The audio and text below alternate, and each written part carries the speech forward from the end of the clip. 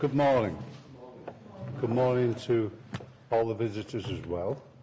Could we please remain standing while Reverend Mike Dyson says prayers, please?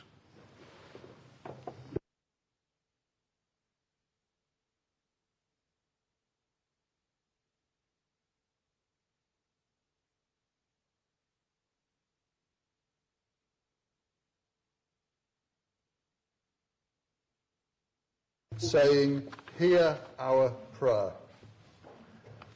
God of mercy, we come before you as mere mortals. We have a huge burden of responsibility to the citizens of Salford who elected us. Help us, we pray, to undertake our duties in this place with great diligence so that we can live up to the high expectations placed upon us. Almighty God, hear our prayer. God of love, we live in the wonderful city of Salford. We all have an awareness of its many facets, both good and not so good. Help us to see what Salford can become, playing to its strengths and shedding its burdens, and help us to see our own part in making that happen. Almighty God, hear our prayer. God of justice, we cannot function in a vacuum. We need good lines of communication not only within the council and its staff, but to those around and amongst us in other organisations that can see things that are difficult to discern from our own perspective. Help us to develop and constantly improve those lines of communication so that we are always up to date with everything that we need to know in order to do our jobs as a council. Almighty God, hear our prayer. God of justice, we as a council have to operate within the bounds set for us at a national level. We are subject to Westminster and Brussels laws and instructions in all we do. Help us to facilitate dialogue with both institutions in order for them to fully understand our situation in Salford and for us to understand the constraints they operate under in their turn. Almighty God, hear our prayer. God of compassion, we seek information from government and from experts to know how to deal with the cladding in our own high-rise blocks and any other local buildings which we may be called on to monitor in turn.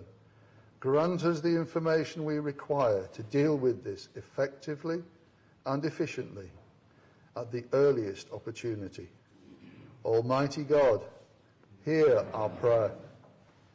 Finally, God of mercy, we ask you to help us all to work together for the common good of our electorate. In addition, help us to pace ourselves and to look after our own health, as we can only function at our best if we look after ourselves and look out for the health of those around us. Bless us all in our deliberations today. Grant us wisdom and discernment and clarity of thought, word and deed. Almighty God, hear our prayer. Amen.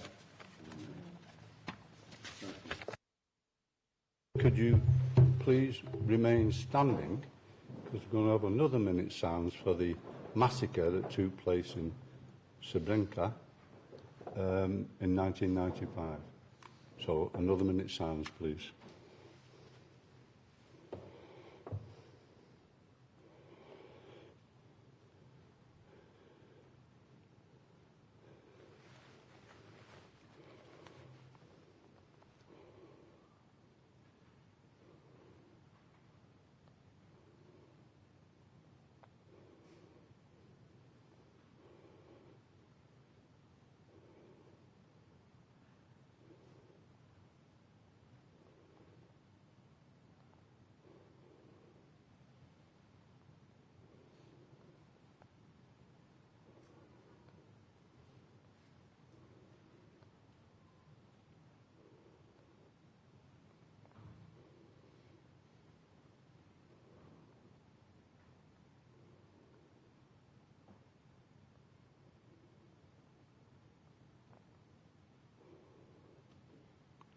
Okay. Thank you. Sit down there.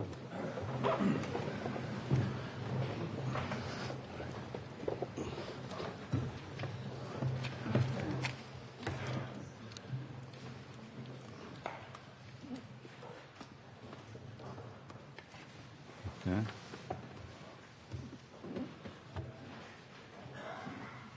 I've not been notified of any announcements or special business, so we'll move on to the next item. Have we heard anything, Mike? No? Okay, item 3, it's another minute's silence, and it's to remember our colleague, Councillor Joe Murphy. So if you would stand, please.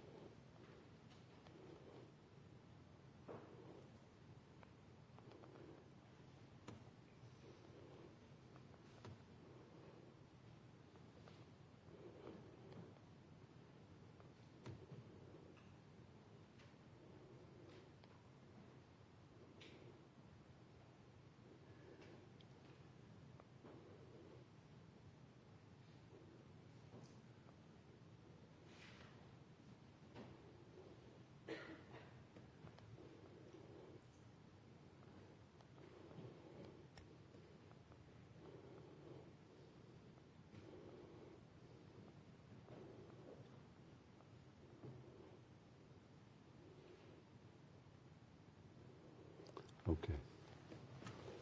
Thank you.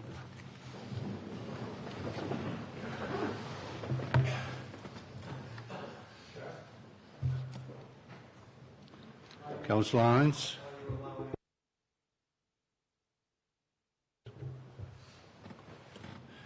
Do you want to do so? Okay.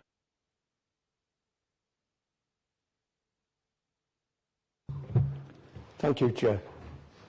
Obviously, it's a very sad occasion when any of our colleagues die. But Joe was very, very special to me, a very, very good friend. So it's even more, I'm more sad than many other times. He's obviously been ill, as you know, for a good number of years. And I knew, and Joe had told me 2 years ago, that it was terminal, and it wasn't going to be long before he died. Now, during the time that I had my cancer, Joe was a tower of strength to me, as he rang me regularly, booked me up, see how I was going on, and the rest of it. And during his period, I used to ring him 3-4 times a week. And it was only a few days before, and I saw him in St Anne's, that he passed away. And while I saw him, he was in very, very good spirits. In fact, he was drinking quite a few spirits in St Anne's, which they give them. And I think you, Chair, went to see him after me, and after your as you had been made mayor, I think you went that night. So it's very, very sad. He was a great councillor, and that is not an overstatement. He was, since 1971, when he first got on the Old City. And stories went around about Joe that he spent, if he wasn't working, and he often was at weekend, of course, used to go round his ward, the old Blackfriars ward, day in, weekend, after another, meeting people, seeing what they wanted. To the extent that Joe used to say to me, I feel guilty at times that I haven't given my family enough time because I've committed myself to the council. And he did have a guilt about that, Joe. But he was very, very good. And during my first spell as lead member for finance, he was my deputy, and a good support as a deputy as well. But he has gone now, and I think now regularly of Dot and his family. But there was also a funny side of Joe. He used to almost be like do you remember the old Jack Benny, that used to make his life of being tight and parsimonious? Well, Joe was a bit like that, and I used to ridicule him and laugh at him and joke with him. And there was a story that I used to tell about, well, he was that tight, Joe, that he had double glazing so the kids couldn't hear the ice cream man. And then one day they did hear the ice cream man, but he then said, well, when they ring the bell, he's sold out. And the best one, really, that I used to say was that when he was the mayor in your position, he went to the 200th anniversary of Wilson's Brewery. And the bosses gave everybody that went 2 old pennies. And a half a penny would buy a pint 200 years ago. So Joe had these 2 pennies. And half an hour later, he didn't have a drink. And they went to him and said, Mr. Mayor, you've got no drink. He said, I know, I'm waiting for happy hour. But he was a great bloke. He would be sorely missed. And on Facebook, the day he died, I said, I've lost a great comrade, but a greater friend. And I really mean that. Thank you, Mr. Mayor.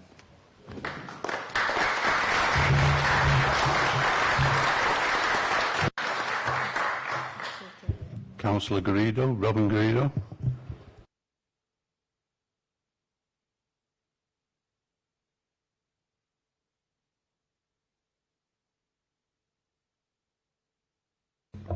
I first met Joe Murphy in 1975. I served with him I was on the Housing Committee, which he was the Deputy Chairman, and David Lancaster, of course, was the Chairman. I think if I think back to those members I can remember on the Housing Committee, apart from my own colleagues, the two people who stand out are Joe Murphy and, of course, David Lancaster. Joe was an honest and very principled person. We had terrific arguments in the Housing Committee at that time, there's no doubt David will say. But when we walked out of the Housing Committee, we were the best of friends. And for 4 years, I had some really good conversations with him. And I'm certainly sure he will be missed, not just by the council, but also by his many friends and constituents in Claremont and, of course, the previous wards he represented as well. Thank you.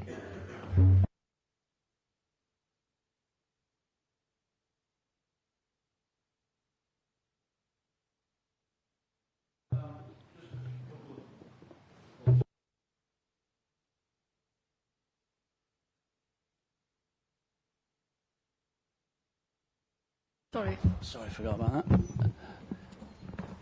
Yeah, I knew Joe from before I first got in the council in 1979 because he lived in my ward.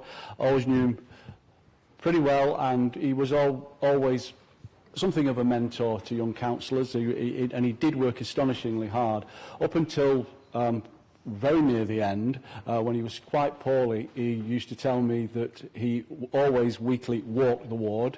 He would always spend several hours just walking around the ward and seeing what was going on every week. But say a couple of things that I always remember about Joe. Some of you remember the days when Salford used to have the Salford Lass, I think it was called, the sludge boat that used to take stuff down the canal. And every year the Environmental Committee used to do a tour on the sludge boat, and Joe would go along, and one of the chief attractions in those days with the old licensing laws was it had a bar, and the bar was open from the moment the sludge boat left Salford until it docks until it got back, and Joe would of course always be the barman in charge of that bar. But about the amount of work he used to do, I remember, some of you remember Peter Kelly, and this goes way, way back to the early 1980s because it's the days of the county council. And Peter Kelly used to tell me that he was county councillor for the same area. And every week at the old Salford Town Hall there would be a bureau with Joe, Jack Hinks, Benny Walsworth, and Peter Kelly would turn up for county council issues, which he never had any. So he would sit reading a paper whilst the other councillors dealt with the other problems. Benny would, being Benny, turn up a bit late. Him and Jack Hinks would deal with all the non-housing problems, which there'd be 2 or 3 every week, and Joe would sit in a room in his capacity of Deputy Chairman of Housing with about 30 people queuing down the corridor, which he would take all those queries and deal with them, and it was evident that he worked flat out on that all the time. So he was a character. he was, you know, people like Bill and myself will talk about, you know, how he liked to drink. He would always set himself up whenever there was a drink around. But he was a tremendously hard-working councillor of the old school, and a great credit to this city and to himself and his family. Thanks. Thank you, Councillor Jolly, for that. Thank you, Chairman. I want to pay tribute to the work that Joe did to the health of the people of Salford. For many years, he was a director of the Primary Care Trust, and he was recently, and has been for many years, a member of the Health and Adult Scrutiny Committee. And Joe would listen to what people were saying and he'd be very quiet, and all of a sudden he'd ask a question that nobody else had thought of asking. So we on Health and Adult Scrutiny really do miss him already, and he was he made a great commitment to the health of the people of Salford.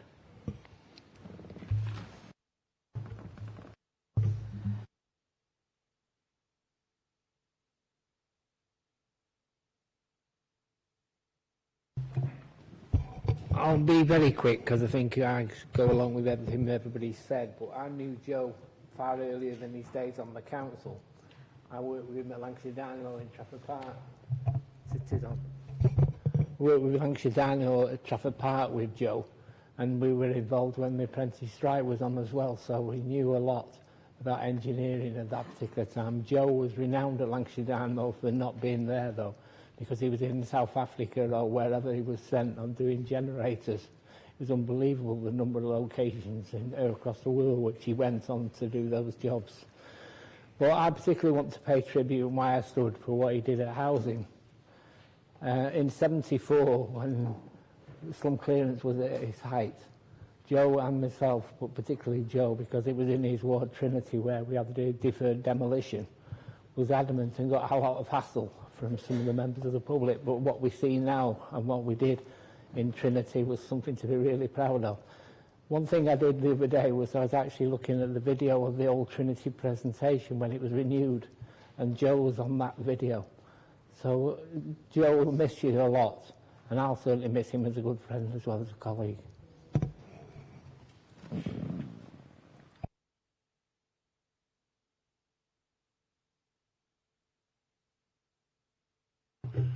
On a personal point of view, unless somebody else wants to speak, I personally think Salford lost a great legacy of the things that Joe's been able to be part of and accomplish with this council.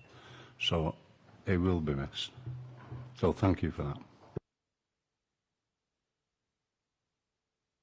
Set my specs off because I can't hear properly.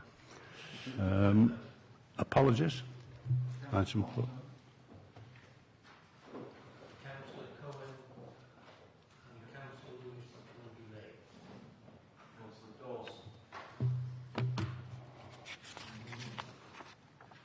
Any other apologies?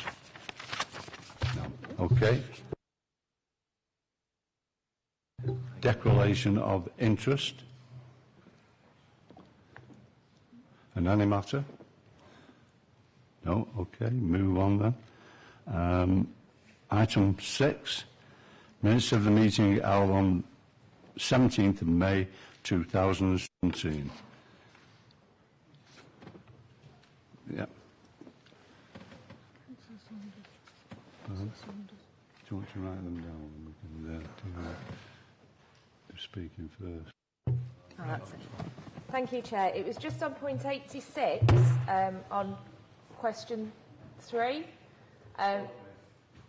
that okay? Yeah. So on point 86, question 3, just for accuracy, although I did report I'd be taking part in the Salford 10K, I did also put the question to the City Mayor as to whether he would join the team, and he did confirm that yes, he would. Whilst he stated he'd be walking, he did confirm that yes, he would be joining the Salford 10K team. So just for accuracy, Chair, thank you.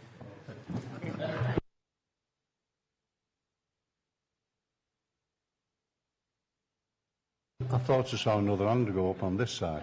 No? Councillor Saunders.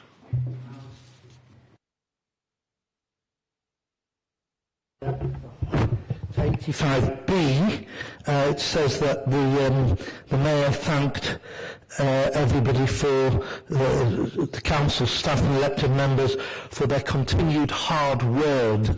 I don't know if that's a Freudian slip. I assume it meant to say for their hard work. And also on I, on the same page, in the City Mayor's address, it said the City Mayor's personal allowance had been reduced. It might sound strange for me saying this, but it does give the impression that he was sort of dragged kicking and screaming into accepting this. I think it should be pointed out that it was very much his idea.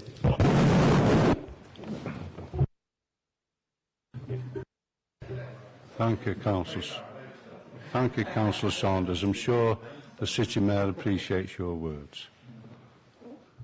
Okay.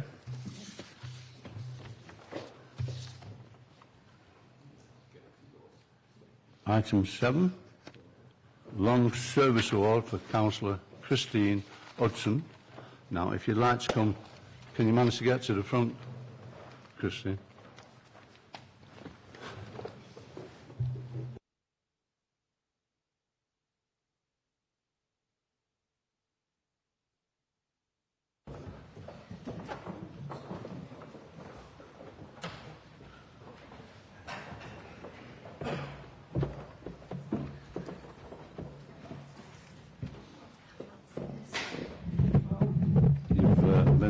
Time, Christine, and this is probably a little momentum for the work you've done and for the contribution you made to this council. So, happy Long Service Award, and hopefully you reflect on that when we both have time to look at it. Well done, Christine. Yes, thank you.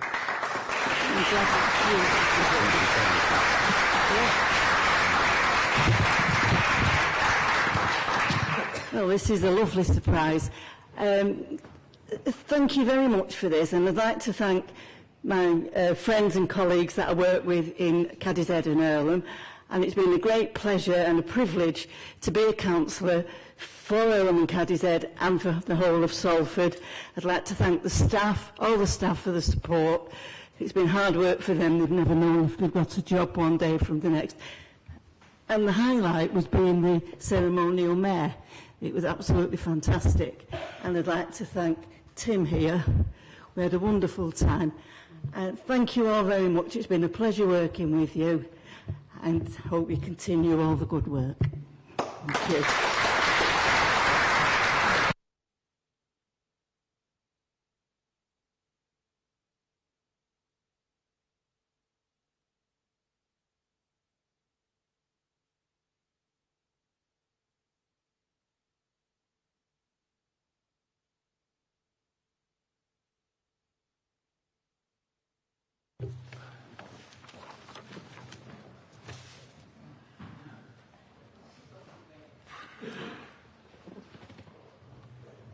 That's fantastic. To you, hello, petition. Absolutely, yeah.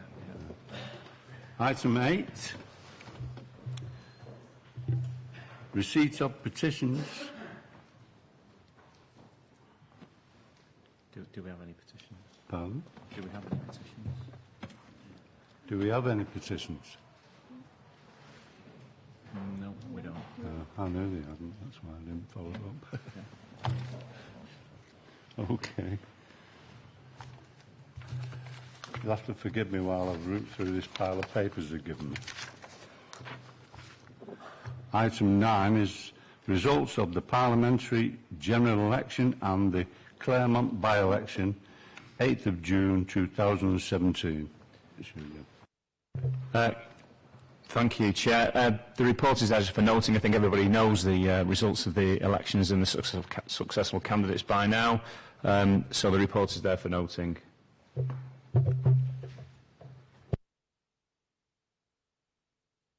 Yeah. We welcome new councillor to the council, and hopefully you'll enjoy it. And you may get 20 years like Christine Hudson. Okay. Item 10, membership of committees and panels. The City Mayor is not the City Solicitor, as stated on the report, is asked to present the revised membership of committees and panels, after which I will permit members to ask questions. City Mayor. Just like to move the recommendations. Thank you.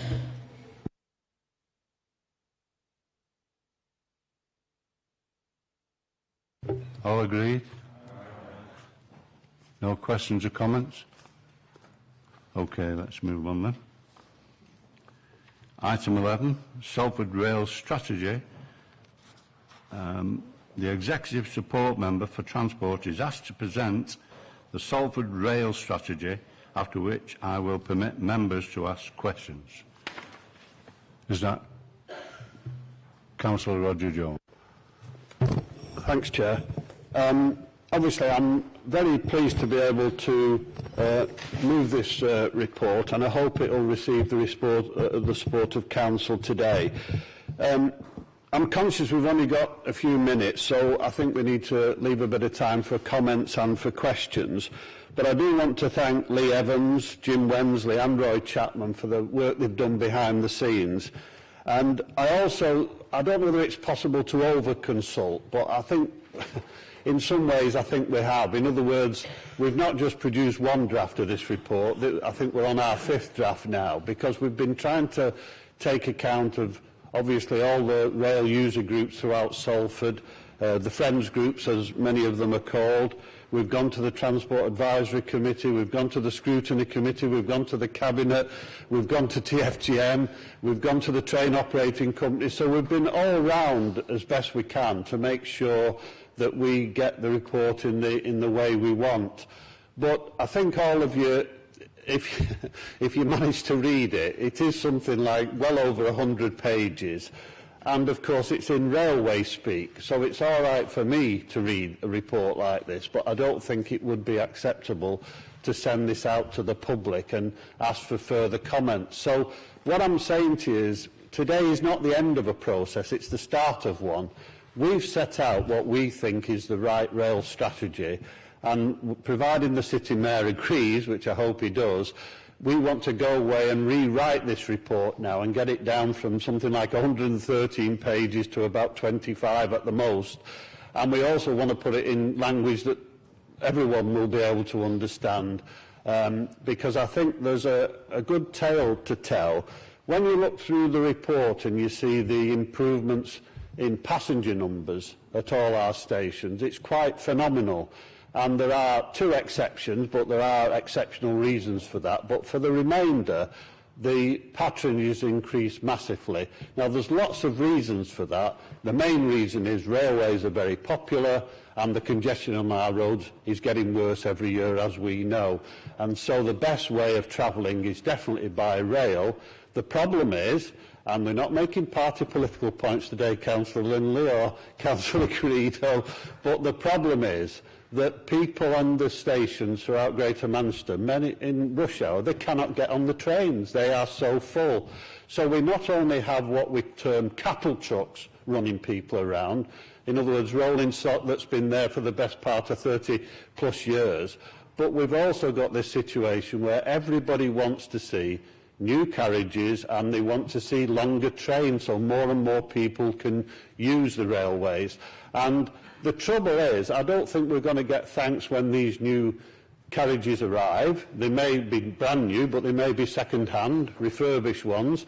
But the fact is, because the public have been promised that these things have been coming for nearly 10 years, you know, successive governments have said things are on order, things are going to be done, and we're still waiting, and we're still going to have to wait at least another 12 months before we see the best part of the rolling stock. So I would say, you ask any rail passenger, the first thing they say is some of the stations are in a deplorable condition and should be improved, and the second thing they say is that in rush hour particularly, we've got to get new rolling stock and we've got to get longer trains and we've got to get more people having a seat for once instead of having to stand for the full journey. Now, those are the key issues. Now, this rail strategy goes into a lot more depth than that. It talks about the electrification, it talks about all the other improvements we want to see.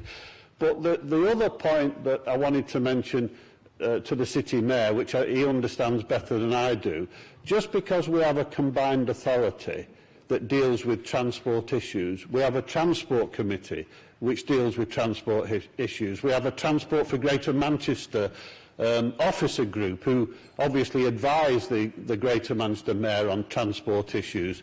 But there's nothing wrong with an individual district having their own policies and priorities. We're certainly going to do that with buses, and I'll be consulting all councils between now and December about trying to revise the bus network in Salford, because I think we ought to be trying to do that. And secondly, when it comes to this rail report, we want to get the support of the public behind what we're trying to do. The problem with the railways, there's lots of problems. Not just the investment in the stations, which has been lacking for years, but obviously the railways are heavily subsidised. So, for example, when you get on a train, that train wouldn't be running if it wasn't for at least £70 million subsidy in Greater Manchester alone, forget the rest of the subsidy.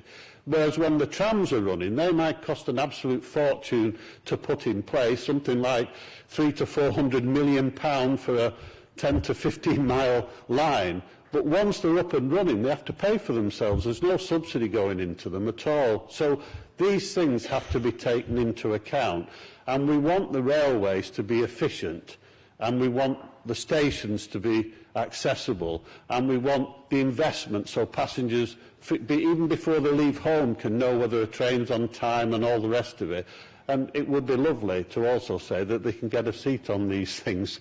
So there are a lot of issues in here, and obviously today we haven't got time to go through everything. All I'm promising you is, if this is approved today, we'll rewrite it in a way that hopefully everybody in Salford who's interested will be able to read and put more comments.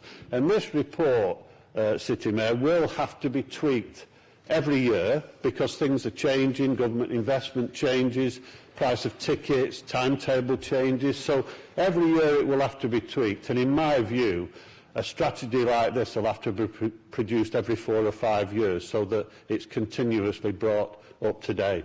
Anyway, with those few words, Chair, I'm happy to move the report. Any questions, comments? Councillor Lindley.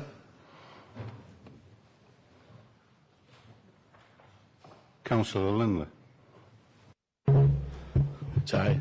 Thank you, Chair. I didn't know whether Councillor Antrobus wanted to speak rather than just second it. I have to say I agree with almost everything that Councillor Jones said, and that makes me extremely uncomfortable, and probably makes him extremely uncomfortable too. In fact, I had a chuckle because he said good tale to tell. I've written good story to tell, so in fact I wrote it down twice. But this is actually a really good example when a lot of the things that we do and say are about emphasising our differences, about working constructively together and working with the community to come up with a really good document, a document that I think is ambitious but realistic at the same time. And I know some detailed work has gone on with the community, with Roger's team, with Councillor Jones's team within the council. I know personally the work that groups like the Friends of Walkden Station have put in and that individuals like Roy Chapman have put in. But I know that there were, for those two, for that one group and one individual, there were a whole series of people doing the same thing across the city. And certainly I really appreciated the really good and frank and open discussion that we had at the scrutiny panel as well, and I'm sure other members who were there would echo that. It was one of those discussions that makes you think that the scrutiny panels are worth it. It was one of those discussions that actually we felt made a real difference, and it was great to have that discussion well before it came to the council meeting. But we do have a good story to tell. We've had new carriages over the last few years, not enough, but we have had some. We've seen the benefits of the platform lengthening and the platform raising at Walkden and Moorside and Swinton. We've seen the Odsal cord go up and the fantastic opportunities that provides to people who live in central Salford and the wider economics benefits. And we've seen the electric wires go up through Eccles, and we've seen them start to go up on the line up to Bolton as well. And we've got more to look forward to with the new franchise. It would have been nice if those improvements had taken place in December 2017 as originally scheduled. I believe it's going to be summer 2018 now, as Councillor Jones alluded to, but that's going to be more trains through Walkden. It's going to be a Sunday service restored to Patrickcroft. It's going to mean wider benefits across the city. And this strategy builds on that. It makes sure that we don't just rest on our laurels with those improvements that are coming this year. It means that we continue to push, and it puts us as a city ahead of some of our neighbours and making sure that we're there, we've got the evidence, we've got the information, and when funding becomes available, when we need to make our case, we can be at the top of the pile, we can be at the front of the queue, and we can get ahead and make sure that we get further improvements. I think this is a really good document. I wanted to very quickly pull a few things out that I see as things that can be priorities over the coming years. The one concern I have going forward, and Councillor Jones is aware of this, and I won't bore anyone with the detail, I'm still far from convinced about the benefits of tram trains. I think that's something that we still need to look at further. But we have the opportunity to make some real improvements, particularly around access to our stations, whether that's level access for disabled people, more car parking at stations, ways to get people from the community into their station, and of course improving the services is the #1 way of getting more feet through the door and onto our trains. I'd love to see the Walkden and Swinton line and the line through Earlham receive the same electrification that we've seen through Eccles. I think that would be a massive benefit. And I think there's a wider strategic benefit that we can actually push for, particularly for the Walkden line, in terms of linking up with and providing alternative routes to those routes that have already been electrified. It would be great to see new connections from our stations, and that's one of the things that's going to happen with the franchise, but I think there's room to push for more. It would be great to see direct services through to Leeds and beyond that are going to start in May, hopefully 2018, and it would be great to see that go further. And I think the final thing I wanted to say is we need to make sure as a city that we are at the forefront of benefiting from the economic improvements that we're going to see through high-speed rail. Obviously, high-speed rail isn't going to run into Salford, but we need to make sure that we are there benefiting from it and ensuring that the wider regional economy sees all the increased investment when HS2 comes to Manchester. Thank you very much, Chair.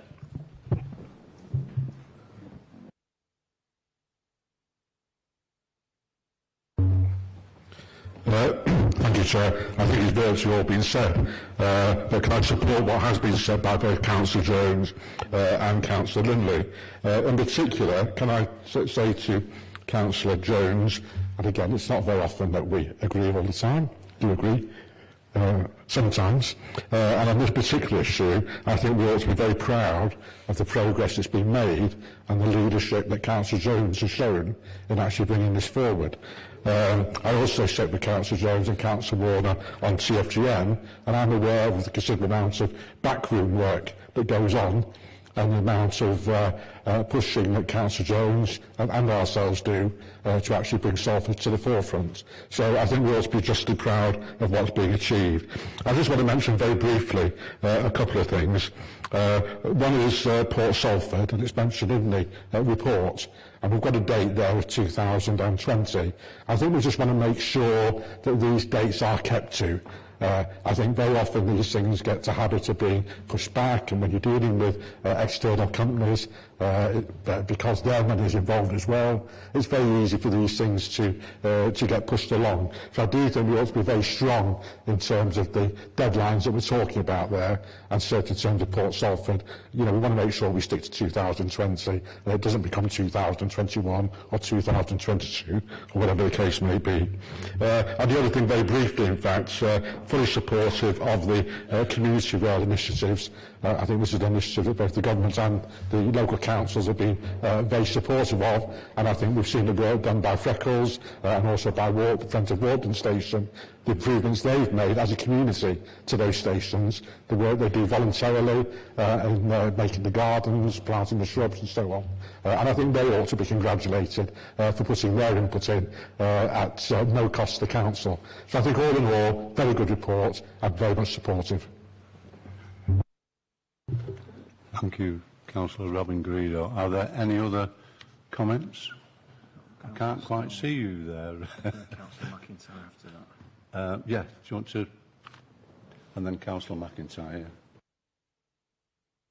Yeah.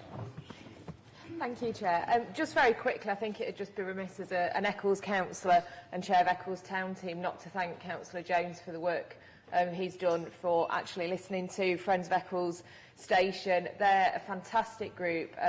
They've been going a lot longer than I've been a councillor, and certainly right from when I was first elected, we were being promised an extra train an hour at various different 2017, 18, 19. How they keep going is beyond me. They're very, very articulate and able. They know, I think, more about trains than a lot of people in the industry. So it's fantastic to see them really reflected in this document and the comments that they've made, and to see Eccles very clearly in this document as being a place that we do need that extra, 2 trains per hour. They need to be evenly spaced. The disability access issues, the longer term aspiration of linking up better with the tram. So yeah, just thanks to, I suppose, to Freckles and on their behalf for the consultation and for working with those local people who know what we need. So thanks very much.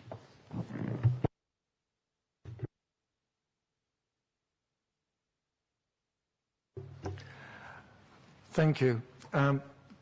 I wonder if Councillor Jones could just clarify a couple of things that I took from the report, which I also felt was a very, very good but a very long read. When it comes to disability access to the stations, I know Salford is committed to working with the train companies to make it doable within Salford, but rather than a date or a time period, it's only as possible. So the first question is, what is as possible, or when possible? What does that mean? And the other one was, although Salford supports the current plan of railway station accessibility programme, in 2013 there was only 3 train stations in Salford that was highlighted as in need of accessibility improvements. And these were rated in a list of priority for 10 stations that covered the whole of Greater Manchester, and they were placed at number 4, number 5 and number 10. Now it says that in the report, given accessibility investment to the other stations, it was felt that it should be ranked Walkton 2nd, Earlham 3rd and Swinton 8th. So I'd like to know, where does Eccles fit into being accessible access? Because there's a lot of improvements and welcomed improvements, but I'd like to know about the accessibility that's still needed in Eccles, and whether that would be seen as a priority to be done before the extended rail services. And I think that's a bit. They're the questions that I would have, and I hope Councillor Jones might be able to answer. Yeah. Thanks for that, Councillor McIntyre. Any other comments wish to be made? City Mayor would like to make. City Mayor would like to make. All right, City Mayor. Yeah, no. Sorry. I welcome this report, and in many respects you could argue that this is considered non-statutory work of the local authority, i.e. it's the domain of the Transport Committee or Transport for Greater Manchester. But what's really interesting about Salford is we've always done things differently, and we've actually taken the whole idea of co-production, working with our communities, working with our residents, to influence strategy at a city regional level really seriously. And I think this piece of work is testament to, our ethos, our culture, but also Councillor Jones's passion to make sure that city regional structures are accountable to the people we seek to serve and represent. I accept that we've made some progress in terms of transport infrastructure within Salford and within Greater Manchester. Councillor Lindley talked about new carriages, platform lengthening, the also called the electrification of railways. But I think we need to be reminded that in terms of capital expenditure, which is absolutely critical around transport infrastructure, we are still the poor relation to the City of London and the South East. Recently I read on a per capita basis, we just get about just over £400 per capita in the north in terms of public sector capital for infrastructure. Whereas in London and the South East, you're looking at over £1,700 per head of population. So government have still got a long way to go, and if you think about the cumulative impact of this over time, if that's being spent year on year on year, you can see how far behind the curve we are. So when Councillor Garrido talks about Port Salford and delivering within a timescale of 2020, I just would like to remind everyone in this council that all of this hinges on ensuring that there's a business case and ensuring that the financial model stacks up. And that is no easy task when we have a government who seems to be in bed with the City of London and the South East in terms of infrastructure investment. So this is very much a priority, and we know how important this is in terms of getting more people onto public transport, dealing with air quality issues, and ensuring, we have a transport system that is right for the 21st century within Greater Manchester. It's also part of realising the Northern Powerhouse that we often talk about. Because if we are genuinely going to be an economic powerhouse that is a counterbalance to the City of London, we will require significant levels of investment in transport infrastructure, connecting cities within the north and ensuring that our industrial design obviously sits around this infrastructure. This is no easy challenge, and obviously I welcome the opposition parties' comments, and I hope that they'll reflect that in terms of lobbying their own government for more investment within Salford and more specifically Greater Manchester. Thank you, City Mayor. And could I ask, if there's no more comments, could I ask that Councillor Jones respond to any questions, and particularly Councillor McIntyre's questions? Councillor Jones. Yeah, thanks, Chair. That was the only question I didn't really want to answer. I'm very obviously happy with the comments that have been made by Councillor Stone, Councillor Lindley, Councillor Garrido. And the City Mayor is right about what he says in terms of the investment situation. The best way of talking about investment with railways, the Northern Hub, for example, without a word of a lie, Ian, Councillor Lindley, is that we started those arguments with government 15 years ago, and the last throes of the Labour government agreed to the Northern Hub proposal, the Odsal Co, and the only question was, would the new Conservative/Lib Dem alliance, as it was in those days, would they actually carry on with that, as well as with high-speed rail and various other things? And I'm pleased to say they did. But I'm just trying to illustrate the fact that the work that's taking place now here in Salford was initiated in lobbying government ministers 15 years ago in order to get that kind of investment.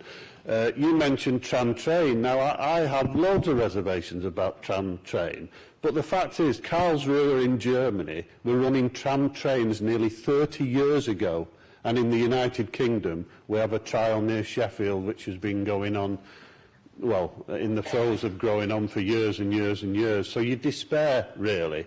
You go to Altrincham Station, just for example, and the heavy rail trains are coming in at the same station as the trams. So wouldn't it be very easy just to have a tram train between Manchester, Stockport, Altrincham and Chester on that line? It would be fantastic, because you'd be able to do that very easily. But unfortunately, it's very difficult to get the Department for Transport on certain issues. They have a blind spot. They don't like trams particularly, although Manchester has fought. We've had to fight every inch of the way to get the trams, and we're still fighting now. And when it comes to tram trains, I can only say it's a long-term aspiration, because there's no chance in the short term of us getting there. Now, as far as Councillor McIntyre is concerned, the reason I didn't really want to answer you, Councillor McIntyre, excuse my back, is that it's one of the difficult challenges we're facing. We've got 96 railway stations in Greater Manchester, and only 42 of them are fully accessible.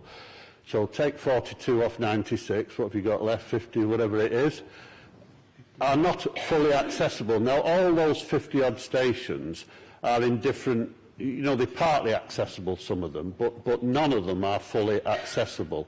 So, really, when you think of where we are now, in 2017, we've got only 44% of stations that are fully accessible in Greater Manchester.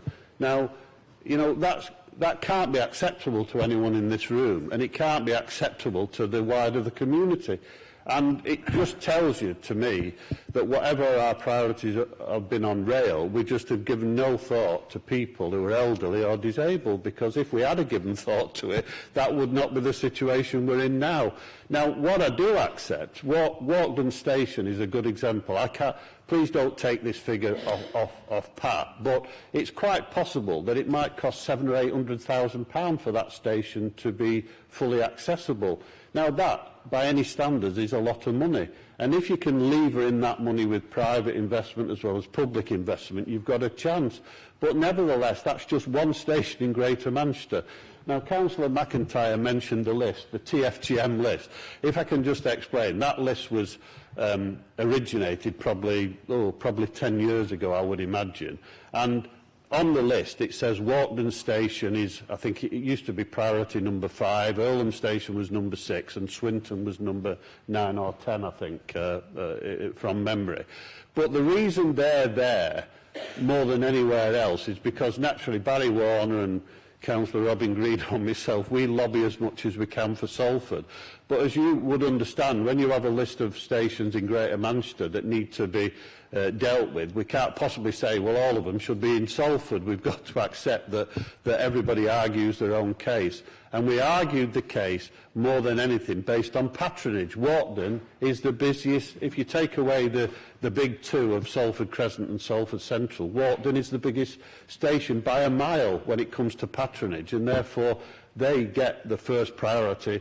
You can see the Earlham numbers, but we've been lucky. We've got investment. We've spent nearly £2 million on that station. It's absolutely fantastic, but it still does not have full accessibility, although we're hoping in the next couple of years that will be addressed. But just looking overall, if there's 96 railway stations, none of us should accept a situation where there aren't 96 fully accessible stations. So I think we should fully support Councillor McIntyre and make that as part of our rail strategy, that we've got to spend more money on the rail stations and make sure they're properly accessible. Thanks, Chair. Thanks, Councillor Jones. And can I ask the Council now to adopt the Salford rail strategy and allow Councillor Jones, or whoever is the executive support for transport, to work with officers to finalise the production of a document, a public-facing document for publication. Okay? I said that on purpose, see your reaction. All accepting, yeah? Item 12. It's notice of motion, anti-Semitism, a definition of anti-Semitism. So could we have the proposer of the motion, which is Councillor John Ferguson, please. John, to move the motion. Sorry about that. We're sometimes criticised for submitting lengthy motions that take up a full page, taking up a full page of the agenda and making it difficult to find out what the actual point is. I think, therefore, today we've tried to do something different in making it a very short and succinct one, which makes it quite clear what it is about. You'll be pleased to know that equally it's my intention not to make a long speech today about it, to compensate. And it's for that reason that I've distributed on your seats this piece of paper which explains it. It had been my original intention to read that to you, but you've got the opportunity of reading it there. There's just to make the point that the definition of anti-Semitism is something that was adopted last year by the International Holocaust Remembrance Association and in 2016. And I'd just like to draw perhaps 2 or 3 points from the explanatory notes about it. The manifestations of anti-Semitism might include the targeting of the State of Israel, conceived as a Jewish collectivity. However, criticism of Israel, similar to that levelled against other countries, cannot be regarded as anti-Semitic. Anti-Semitism frequently charges Jews with conspiring to harm humanity, and it is often used to blame Jews for why things go wrong. It is expressed in speech, writing, visual forms and action, and employs sinister stereotypes and negative character traits. Contemporary examples of anti-Semitism in public life, the media, schools, the workplace and in the religious sphere could, taking into account the overall context, include, but not limited to, calling for, aiding or justifying the killing or harming of Jews in the name of radical ideology or an extreme view of religion, and making mendacious, dehumanising, demonising or stereotypical allegations about Jews as such, or the power as Jews as a collective, such as especially, but not exclusively, the myth about a world Jewish conspiracy, or of Jews controlling the media, economy, government or other social institutions. My understanding is that the definition of anti-Semitism here is supported by the British government and by the major political parties in this country.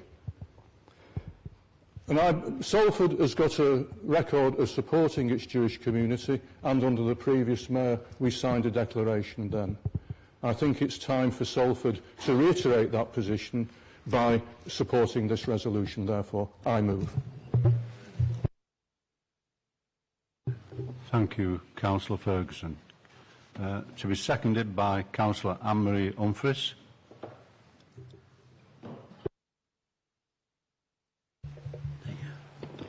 Thank you, Chair, and I'm very pleased to propose to formally second this motion to adopt this definition. Councillor Ferguson's already covered quite a lot of the ground of what it entails in detail, but myself, representing a ward of this city which has a substantially large Jewish community, which I'm very proud to do, just wanted to say a few words to support this. Salford has both a historic and a very vibrant Jewish community in this city that have contributed vastly to the great name of this city. And unfortunately and sadly, anti-Semitic crime still exists, as does other forms of reprehensible hate crime. We work tirelessly and very closely with the community to do our very best to stamp this out wherever we can, and we offer them our full support, and we will continue to do so. So that's why I think it's very important, as a sign of confidence and principle, that we adopt this formally, and I second that. Thank you.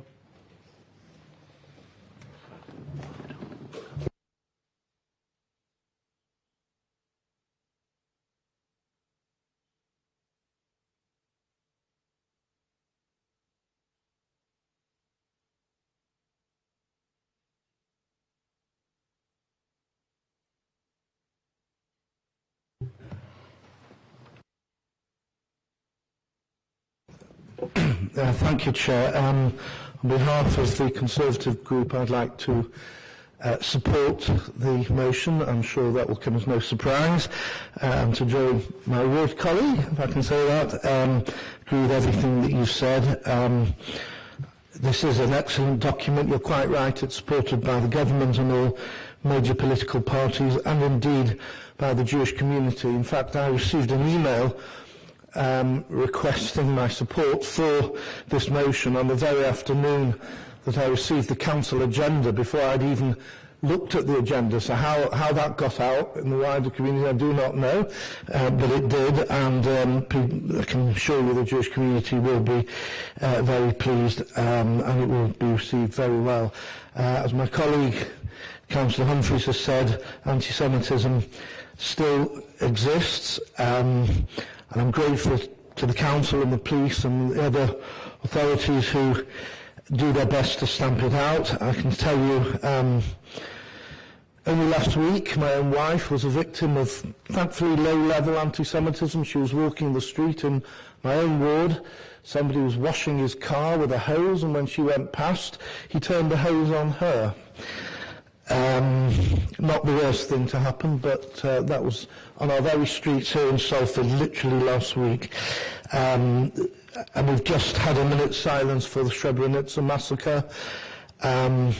We see Islamophobia, other forms of racism and anti-Semitism is one manifestation of that, and we need to work to eradicate all forms of racism, and this is a very major step towards it. Thank you. Thank you, Councillor Saunders. Councillor Fletcher.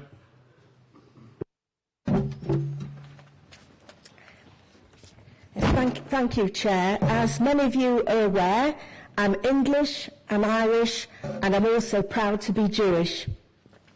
This definition of anti-Semitism has already been adopted by Bury Council and Manchester Council, so Salford should certainly follow suit, although usually it's the other way round. We lead and they follow.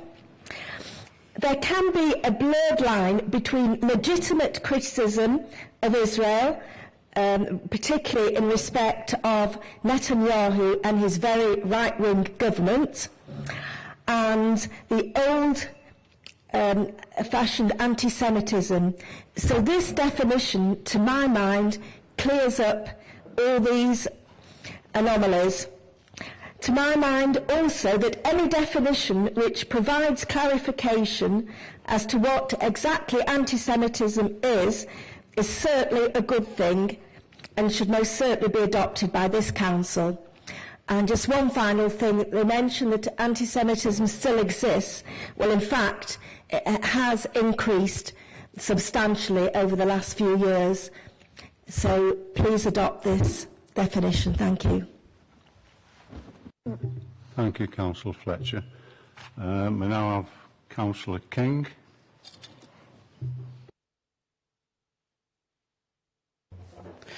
Thank you, Chair. As members will know, I very much support this, of course, and it's needless to say. And as with Councillor Fletcher, I'm also from a minority community which has suffered significant racism and attacks in the media in the past, and that has declined now significantly. But there are forms of racism and sectarianism still in the general community sometimes. Broughton is the ward that probably the second largest Jewish population in our city, and I've represented that ward for 30 years. And for the past 30 years, I have supported Jewish members and Jewish organisations when they approach me for advice and support and guidance and so on. And that continues today. There was an out-migration of the Jewish community from the Broughton area soon after the war, and over the past 4 or 5 years, for those of us who live and represent the area, there has been inward migration of many Orthodox Jewish community into the Broughton. I think Councillor Saunders will recognise this. In fact, my next-door neighbour now is an Orthodox Jewish family, and there's significant growth in that section of the Jewish population in my ward. I might add, a few years ago, when I was mayor of the city, I had more invites to Jewish organisations that I even knew existed, quite frankly. Some of them I was barely able to pronounce, but I was always made extremely welcome in the Broughton and Kersal area, where predominantly the Jewish population live and indeed are involved in business and so on. I might also add, of course, that my MP for very many years, Frank Lalonde, was a member of the Jewish community, and he was something of an expert in housing, which of course is another issue that we need to to deal with today. And indeed, it's very sad that we don't have people like Frank Olan who had such expertise in the housing area. So this statement, I think, I very much support. And I think I would also say that it could extend to any minority community. Any form of sectarianism or racism is simply unacceptable. That's I think, the standard position that we should adopt. And if it's targeted at the Jewish community, the Irish community, Islamophobia, whatever, it's just simply unacceptable in Britain in 2017. And that should be our standard position, I think. So I very much welcome this. I'm sure the Council will adopt it. And thank you to the mover and seconder for bringing this before us today. Thank you. Chair. Thank you, Councillor King. Could I ask Councillor Merry now? It goes without saying I support this motion, but I just want to sort of add a little bit to it, if I may. First of all, hate crime has been on the increase in the last few months in the whole of Manchester, and I think in Salford. We're talking about a 34% increase in hate crime generally, which is something none of us can be comfortable about and we need to be concerned about, and that's right across all communities. And there's no doubt, I mean, just to make the point that Rabbi Saunders, I'm never sure whether to call you Rabbi Saunders or Councillor Saunders in this context, but the point he makes about low-level anti-Semitism, I've witnessed it, and I suspect Councillor Warmisham, who lives nearby, has witnessed it, people having their hats knocked off, that sort of thing, which is quite irritating, I would say, to the community. But there's a more serious aspect of it. Well, there's two aspects. I'm prompted by Councillor Fletcher to make the point. We had a meeting with the Deputy Israeli Ambassador recently to talk about these issues. And the point she made to me is that she has no problem with people criticising the policies of the Israeli government. Obviously, her job is to defend it, but she has no problem from an anti-Semitic point of view. She said, otherwise, she said, I would have to criticise almost half the Knesset for being anti-Semitic because they spend their time criticising the policies of the Israeli government as well. And these are policies of lively debate in what is a very vibrant democratic situation in Israel as to whether those policies are correct or not.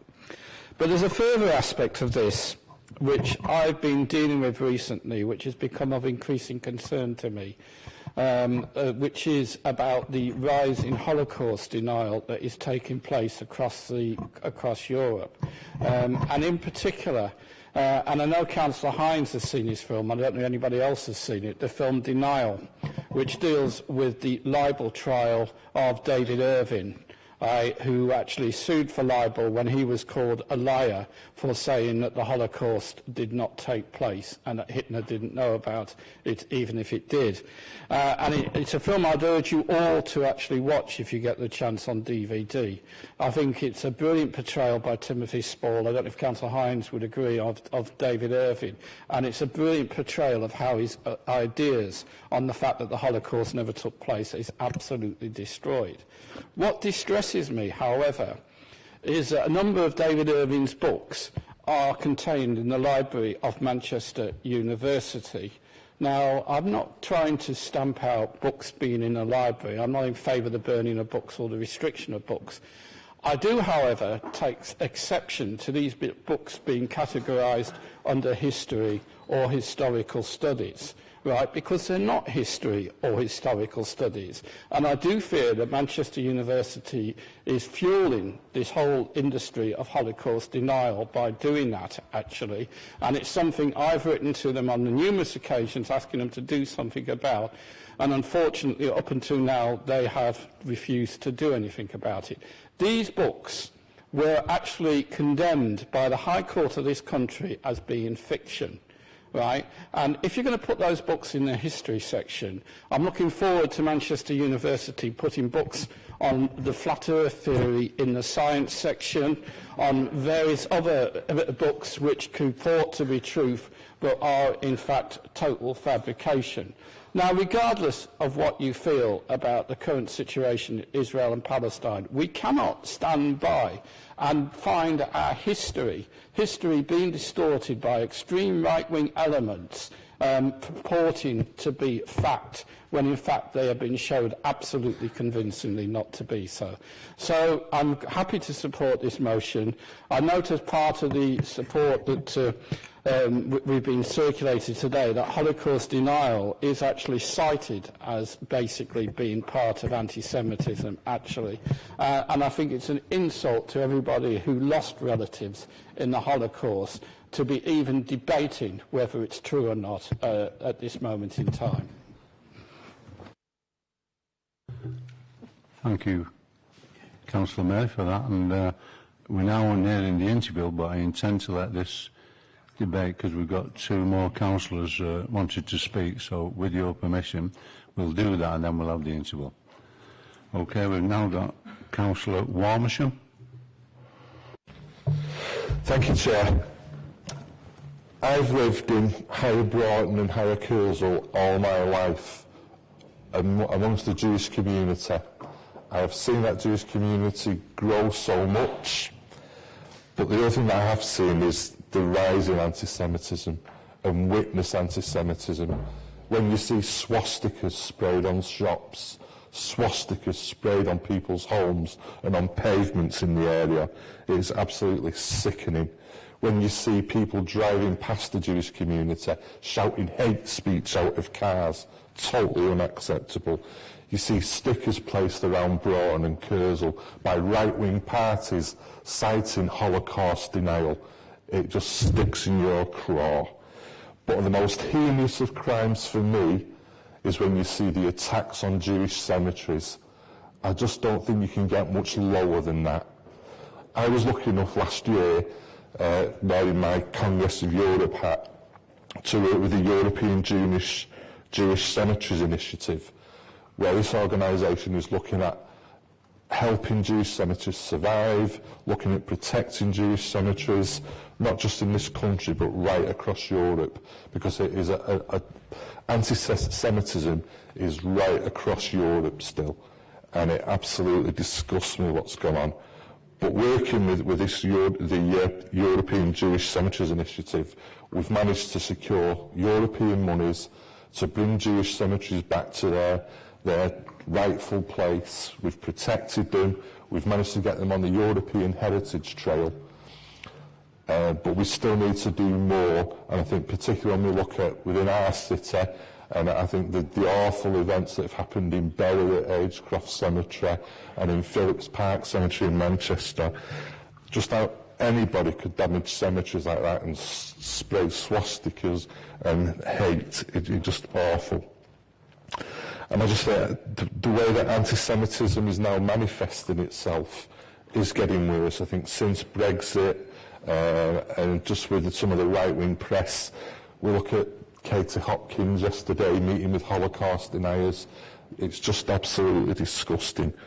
Anti-Semitism, racism, xenophobia has no place in the modern society. So I really, really welcome that Councillor Ferguson is moving this, and that Councillor Humphreys, as a Kersal Ward councillor, is supporting it. And I welcome the words of Councillor Saunders as well, who obviously has suffered, him and his family, through anti-Semitism in Kersal. But I think we need to realise that Salford has now got the biggest Jewish community outside London, and it is growing. And I think this has come at the right time, so I applaud Councillor Ferguson for moving this and hope that we as a council can support it and agree that hate crime is not accepted to anybody in this city. Thank you. Thank you, Councillor Warmisham. Could I call on Councillor Billy Hines? Thank you, Chair. Well, without doubt, I support this notice of motion. At the moment, there are many things that upset me, what's going on, not only in this country but worldwide. But this must be one of the worst, without doubt. The way people treat other human beings because of their race, colour, creed, religion, or whatever else. There's nothing more disgusting in my mind than that. And people that commit these crimes should be brought to boot without any question of a doubt. I didn't come, as many have said today, from a Jewish community. I don't know a great deal about the Jewish community. But when I was starting cutting my political teeth as a young 15, 16-year-old, I was then in the Young Communist League, and 90% of those people were Jewish. They were Jewish, very progressive Jewish, who really, really inspired me, and still do, because there are many there that are inspiring me. Yes, I have my, as people know, I have my disputes with Israel at the moment, and I don't apologise for that. I will continue to argue in that case where I think that people are being unjustifiably treated. But there is no doubt that what's happening in this country, in Europe, is the far right, and it often happens when countries and the world gets into crisis, they turn for what they see the easy option to attack people, to attack individuals' religions and races, to blame them for all the wrongs that seem to be going on. It is an absolute disgrace. And it's all right us making these comments today. I support Councillor Ferguson, as I've said, but we need to do more. We need to continually say it. Not hide behind anything, but say it. And if we're in a pub or a club or anywhere and somebody mentions, oh well, it's the problem is the Jews, or it's Islam, or it's whoever, we've got to confront it, not hide away from it. It's so important. We've learned that from the history in the 30s with Hitler. How many people started to shy away from it, get worried about it, instead of tackling it head on. We can't allow that to happen again today. And as Councillor Warmisham said, I read this morning about Katie Hopkins. She's an absolute... Well, I can't even use the word because you'd throw me out. But the point is, what she's doing is absolutely disgraceful and dangerous. And I just want to finish on this, Chair. Anti-Semitism, you know, sometimes, and I agree, it's conditioned and the Jewish people are suffering it, and I sympathise with Councillor Saunders, that his wife, who should never have had to go through anything like that. But anti-Semitism is really the definition, as it is, and we all think it's about Jewish, it's about all the people of the Middle East, because it comes from Shem, the son of Noah, that contained all those peoples in the Middle East. That's what anti-Semitism is. So we've all got to unite and fight this curse that's affected us today. Thank you, Mr. Chair. Thank you, Councillor Hines. Could I now call on Councillor Peter Wheeler?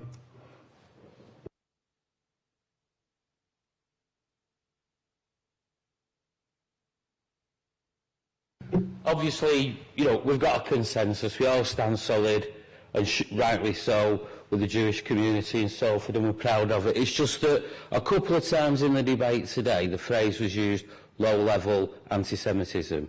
There's no such thing. It's assault. Let's be clear about that. And I would hope all the instances of it are not just brushed off, but are reported to the police so action can be taken to sort these people out. No such thing as low-level anti-Semitism. It's assault, it's racism. Let's deal with it seriously. And Councillor Hines is quite right. What we have to do is challenge every instance of it. I mean, I do that. You see things on your Facebook site, people send you things. Sometimes I think in ignorance, they're not quite aware of things like the blood libel and all of that, but you have to challenge them, particularly if it's in your own party, whether it's a Conservative party. We have a big duty to deal with people who claim to be on our side. So I'd just like to put that into the debate. Thank you. Thank you, Councillor Wheeler. And now, as there's no other councillor wants to speak, I think we'll move to the vote. Sorry. Yes. Right, thank you. Very briefly, I mean, there's not a lot to reply to because I think everybody's supporting it. But just wanted to make a couple of points. I mean, Councillor Warmisham was referring to this being a problem across Europe. And it is. It's been going on for generations, hasn't it? And I think that one of the things that we need to recognise in Salford, that a lot of those people have fled oppression and are still fleeing oppression and arriving in Salford. I think that the clear message that needs to come from the council meeting today is that those people are welcome in Salford and being part of our community. And so that's the only point I wanted to make in winding up the debate. Thank you, John, for that. Apologies for being in front of you. Thank you. Can I now call on the council to vote on the motion? And I ask all those in favour? Any against? No, so the motion's carried. Thank you very much. We're running a little late on the break, but I intended to get that very important motion dealt with, so we are going to finish now for 10 minutes, so thank you for your patience.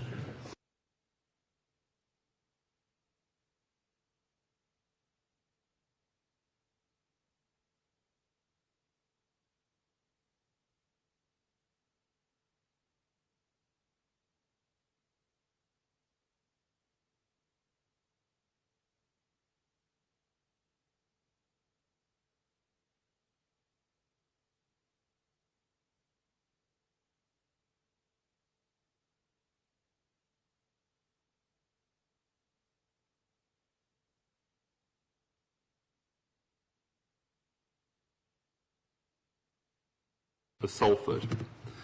And across the city, but particularly in his ward, he will be sorely missed. And obviously I'd like to extend the council's condolences to his friends and family at this time.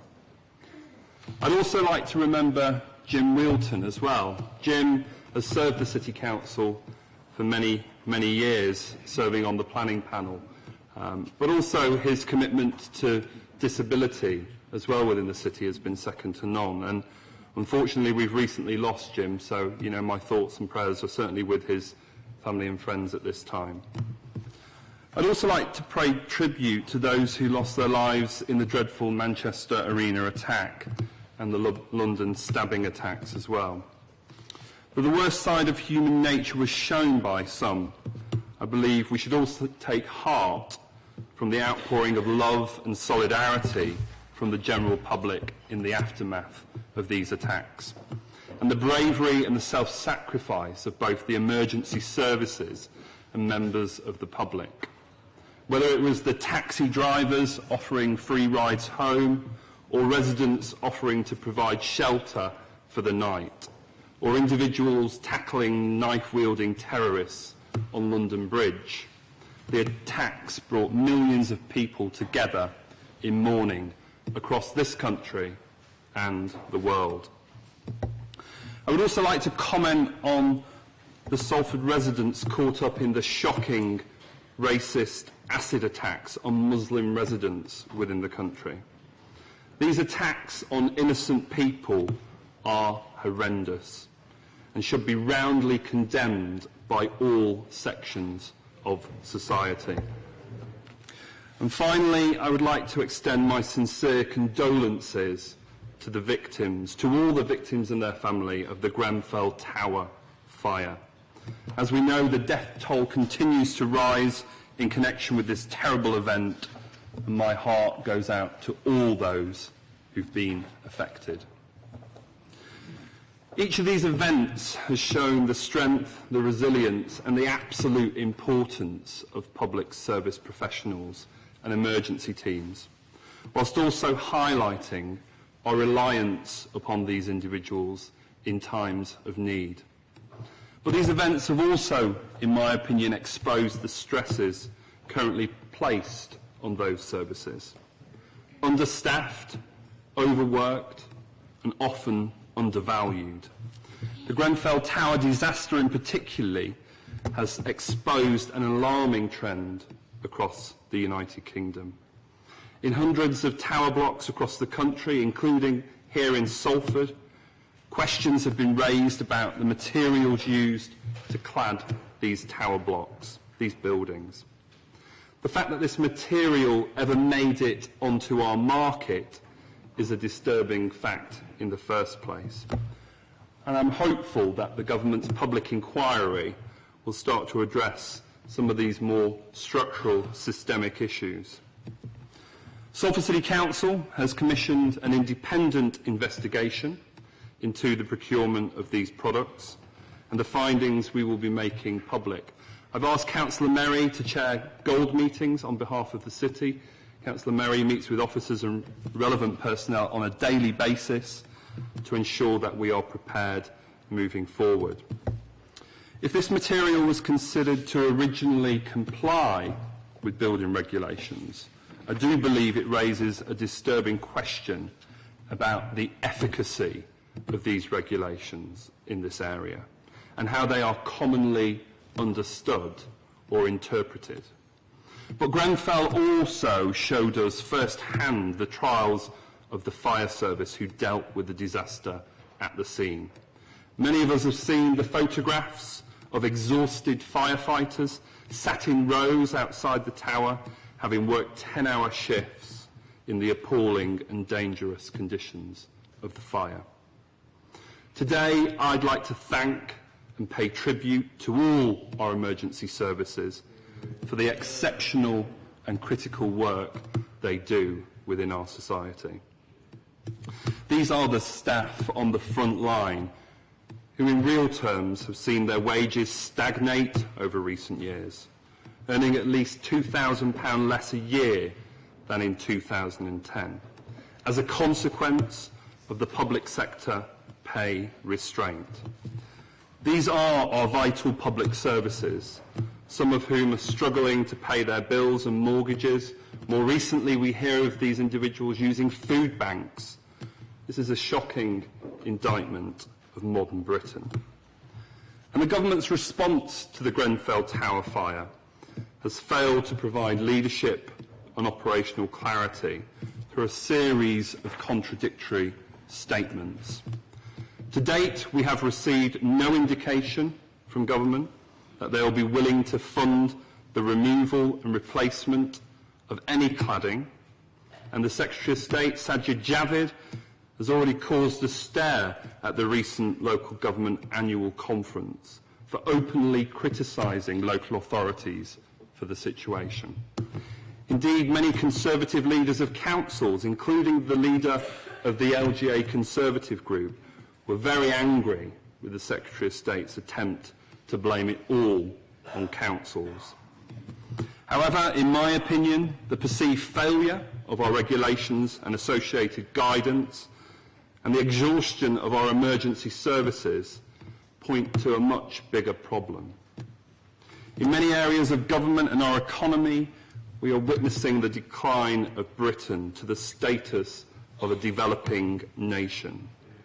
Our education system is on par with Vietnam in the sciences and Macau in maths.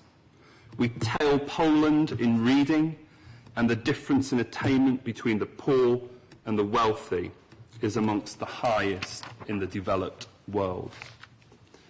In health, our NHS is in crisis, with A&E stretched to breaking point, and some public sector workers seeing as much as 15% devaluation in their real income since 2010. Our infrastructure, as we've already heard, is decades behind our European counterparts in France and Germany. The World Economic Foundation says our roads are worse than in Chile, our transport system worse than Barbados. We have 16% productivity lag behind ourselves and other G7 nations, with output per head reduced by 15.2% since 2007.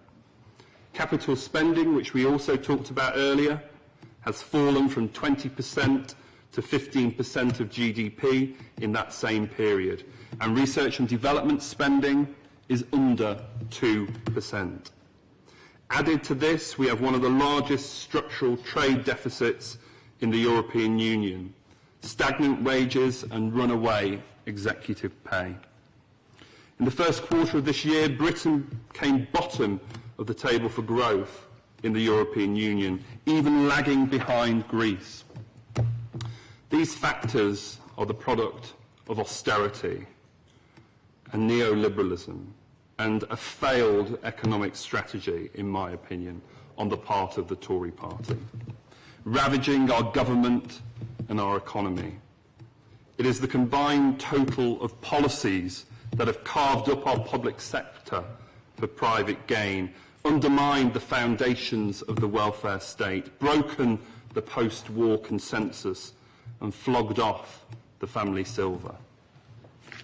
At the last general election, the British people rejected this approach, with Labour dealing a bloody nose to the Tories, despite an overwhelmingly hostile media environment and an initial 20-point gap in the polls.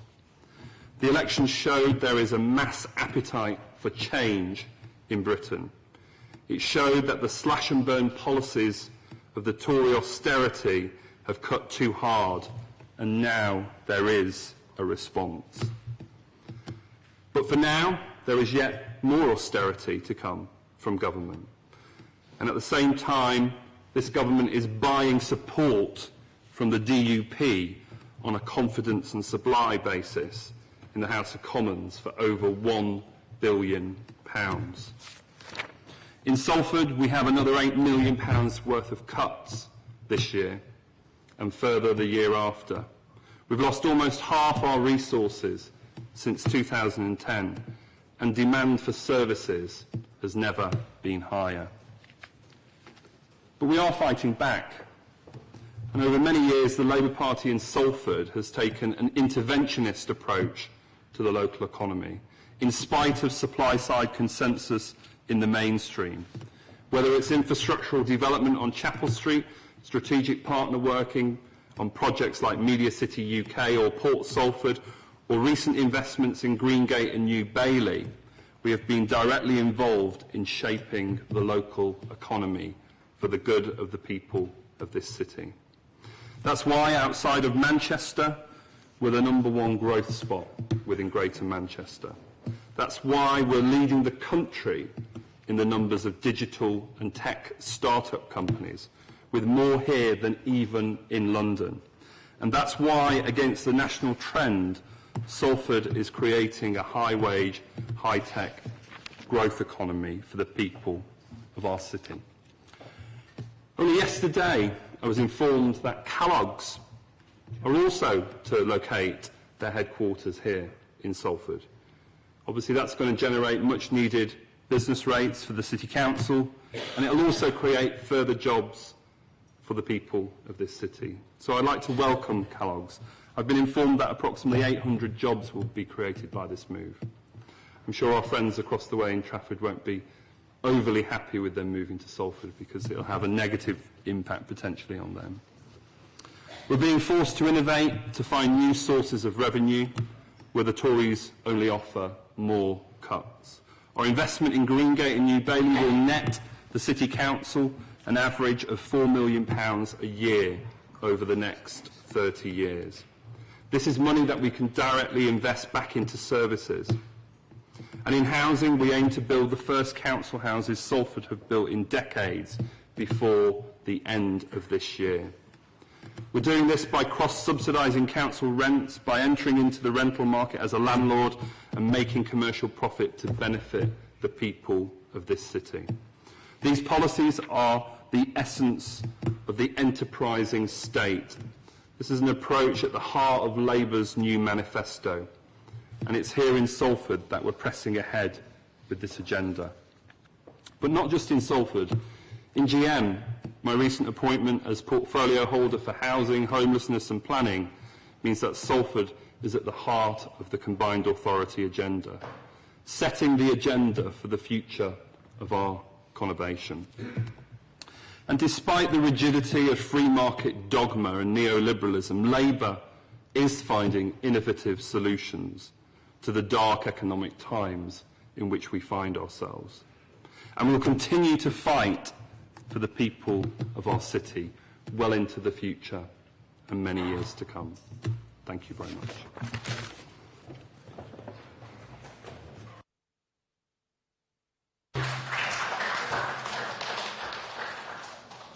Thank you, City Mayor, Councillor Paul Dennett. And now we'll go to item 14, which is any questions from the City Mayor on this statement. or comments?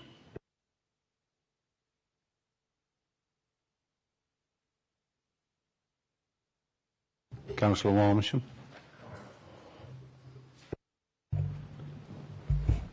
Yeah, I'd just like to thank the City Mayor for acting so quickly regarding the cladding, especially in the Langworthy ward and sort of New Pendleton. I think it was horrific what happened at Grenfell Tower and really put things in perspective.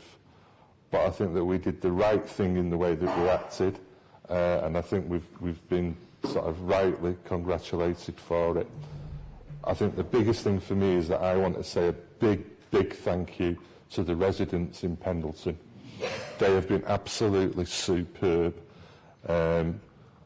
Obviously, really concerned and scared and afraid, but I think the communication strategy that we got out, working as a council and with our local housing associations that run the blocks, we managed to allay people's fears. I think that communication strategy is ongoing. I think as ward councillors, sort of Councillor Longshore, Reynolds and myself, have done a lot of work with residents down there, and we still want to be there to support them and encourage them. And I think the way that Councillor Mayer has been handling the gold meetings and again getting information out to ward councillors and to the public has been second to none. I know that fellow councillors from around the country have contacted me because they've seen what's happening in Salford and have been very complimentary. So I'd just like to say thank you to the City Mayor for acting so quickly. It's obviously going to be an ongoing problem, and I also agree with him. I think this government have behaved appallingly. I just think we don't know where the money's coming from to continue the work, to reclad or re-render, whatever we do. It is going to cost a lot of money, and as a city council we don't have that sort of money. So I think the government have really got to get their act together and come up with something to satisfy those people that need that reassurance out there that their blocks are going to be safe and that they can live safely in those blocks. So thank you, City Mayor. Thank you, Councillor Warmisham. Could now call on Councillor Billy Hines. Thanks, Chair. I endorse what Councillor Warmisham just said then about the City Mayor. Quick to act, quite right to act. The safety of our people are foremost. And he's right, it is a disgrace from government, the way that they've reacted and savvy-javvy, because it is going to cost millions and millions of pounds, this. I made a comment at the first cabinet meeting we had that the more questions that you ask don't get answers, it makes more questions of coming forward. And that's going to be with us for a long time. But we've got to get the confidence of the people that we're doing everything.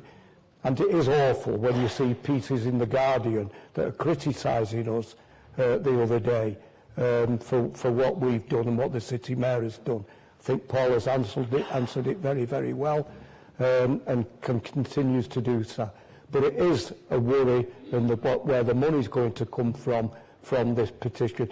And Javid, when he was in Parliament, I didn't see, although I saw a brief thing while he was at the AGA on the news, but when he said, well, local authorities have got more than enough in reserves to pay for this. Is that man on this planet? I sometimes wonder. And also he said, and by the way, a lot of authorities want to pay for it themselves.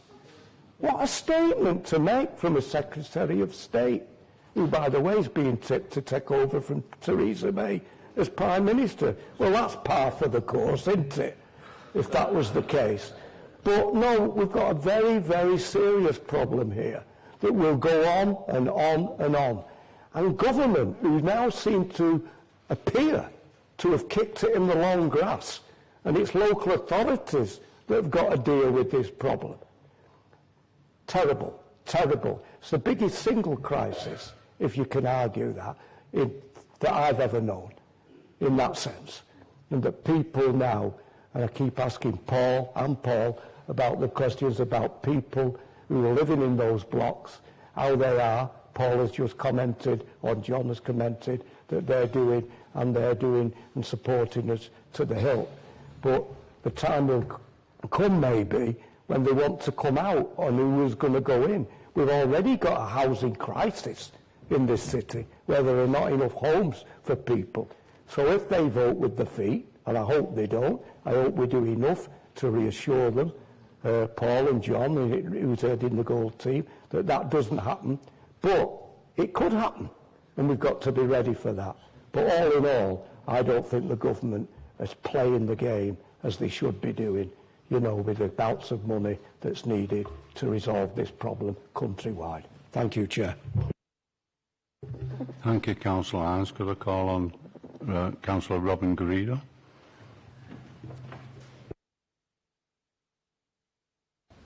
Thank you, Chair. Just on the housing issue particularly, first of all, I certainly endorse the thanks that have been given by the City Mayor and also the comments made by Councillor Warmisham in particular. If I could just wear my hat as a board member of Forviva, which is the holding company of City West, and I would like to add the thanks particularly of all the City West tenants who have been involved. They have acted in a tremendous manner. They have been patient, but I have to say we have made sure that they have been, as Salford has, communicated with every step of the way, not just once a day, but very often 3 or 4 times a day. People have been out to talk to them and have reassured them. And I think that certainly helped to create the right atmosphere and to allay people's fear. So I think that's something we should bear in mind. As far as City West is concerned, I am aware that hopefully before the end of this week, they will have commissioned their own expert to actually look at the situation, and I look forward to seeing the results of that report, and hopefully that will be confirmed before the end of the week. Can I just say that, you know, Councillor Hines and to some degree the City Mayor, you know, did spend some time criticising the government and so on. I really don't think, Chair, that this is the time to start blaming people and to have a blame culture. An inquiry has been set up, and I think we should do all in our power to support that inquiry, to find out what went wrong, and to hopefully come up with ways of actually solving the problem in the future, because certainly nobody would ever want this to occur again.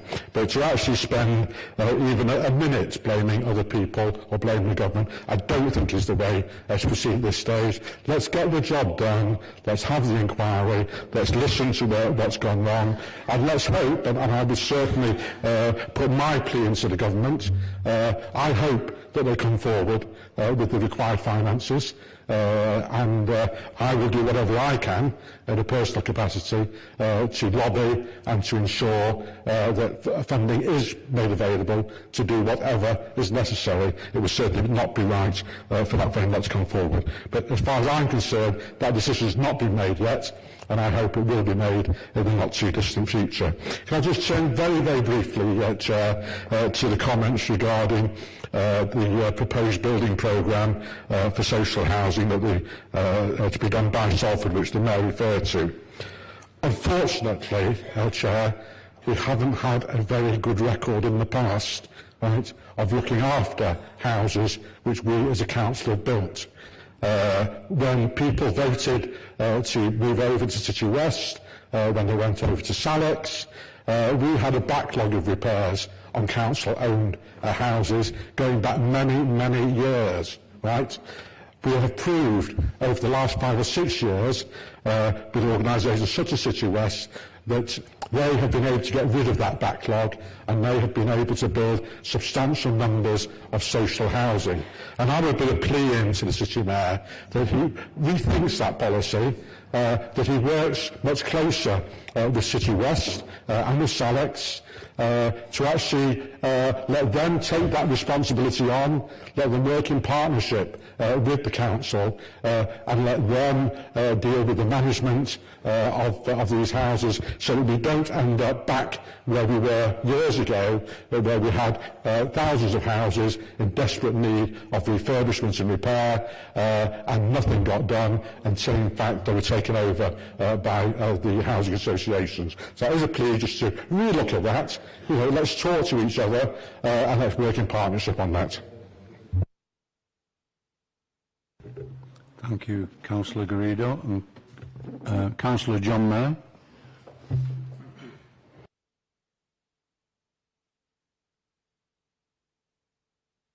I think it's one of very few times I've actually agreed with a large section of what Councillor Garrido has actually said. Yeah, I know it's getting a very strange situation at the moment, but if only the Secretary of State at Birmingham had made the same speech that Robin Garrido has said, let's wait until we get the facts and understand what's happening and all the rest of it. He didn't, I'm afraid. He actually started off by saying there is a crisis of confidence in local government as a result of the flats, to which the leader of the Tory group replied, well, actually, Secretary of State, I think there's a crisis of confidence in central government, if you want to be precise, right?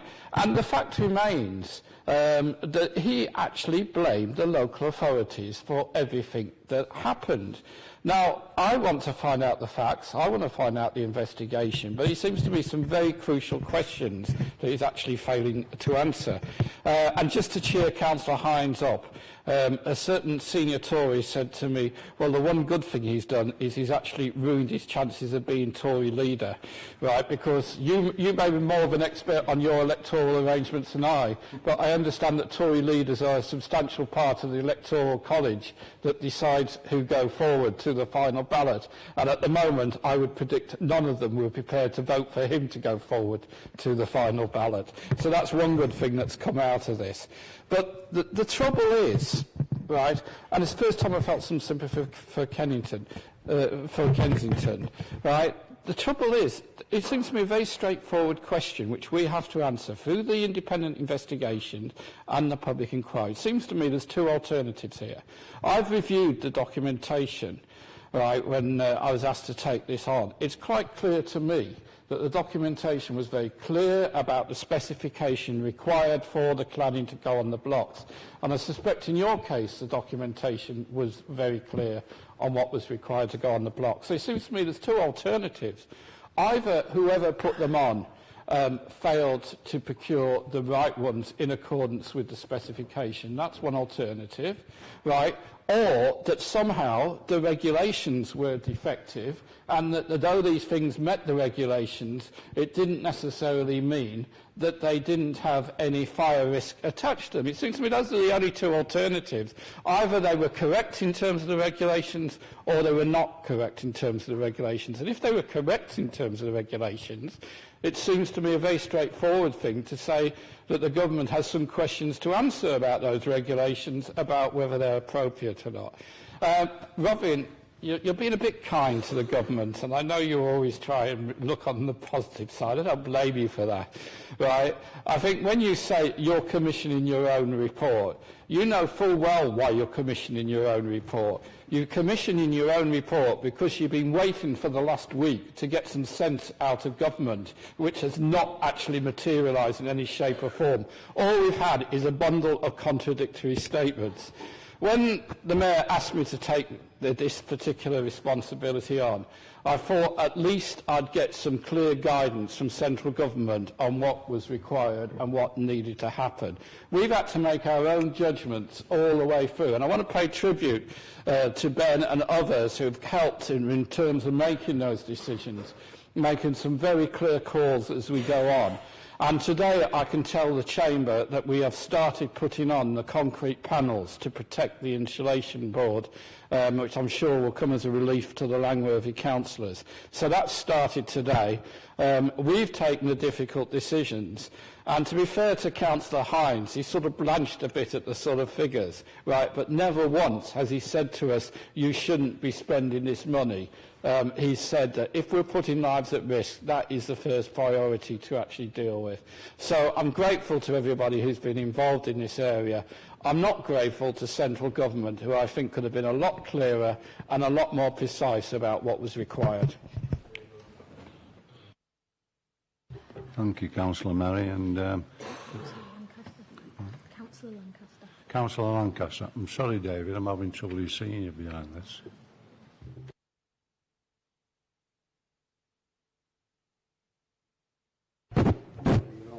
I thought the debate was going well when we were talking about the tower blocks, and there seemed to be some agreement, but Councillor Greedov's comments are a bloody disgrace, quite frankly, and I'm sorry to use that word. Housing in this city and people's housing needs were catered for far better under the previous administration when we had council housing than with the housing associations. What clearly is different, which he doesn't admit, the reason why we transferred it to housing providers, because the housing providers' housing association were funded differently than local authority housing. And if we'd have been funded in comparative funding like the housing association, we wouldn't have had need to transfer. And I would say, and I've avoided being critical of the current situation, but I've got to say, I've got a great deal of respect for City West and the way they've operated since that happened. Well, I'll tell you straight, as a council for the area, and we've got tower blocks in Eccles, we've had very little information as councillors as to what's happening.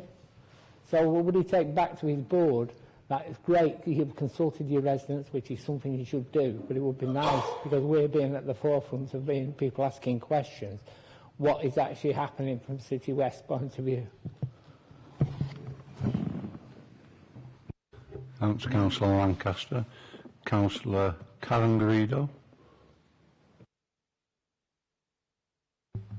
I always have trouble with that, don't I? Thank you. I just want to speak about the Manchester Arena and the work that I know that this council did. We have a slogan, and it's shoulder to shoulder with our sister city. Those posters were printed within less than 24 hours. And when we, because I was the ceremonial mayor then, and we went to Manchester and stood in solidarity with the people of Manchester, I have to say it was a very, very moving experience. And I know that the city mayor and I were very upset about the whole thing. But I do think that it's important that we don't forget about it, that we thank sincerely all the emergency services who were there, who must have had the most horrific time in that foyer trying to deal with the situation. Can I also say that the taxi drivers, and I've spoken to a few of them when I was in the position, and they were overwhelmed by the thanks that people have actually given. And I think it is important that we actually thank them as well, which the mayor has done, the city mayor has done.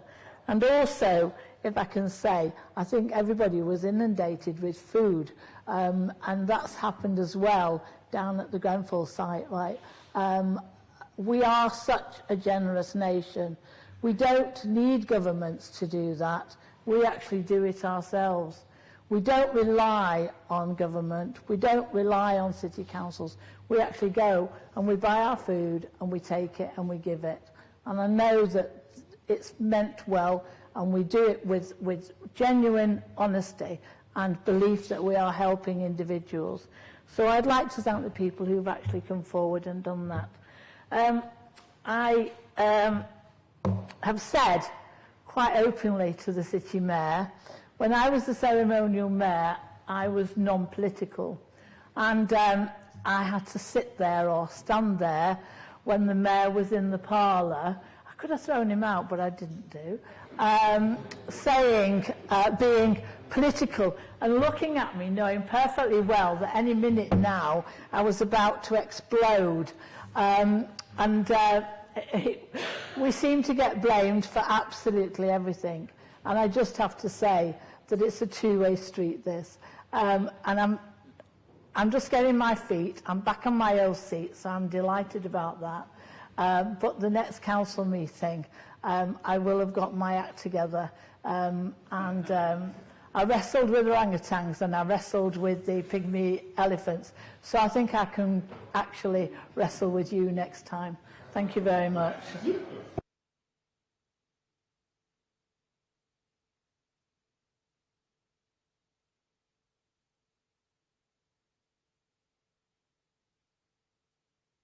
Garrido, thanks for that.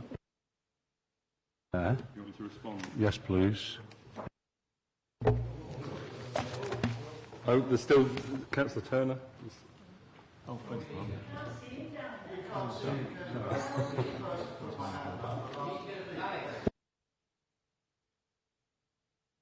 Well, it is difficult from here, but if you wish to add to that, please continue.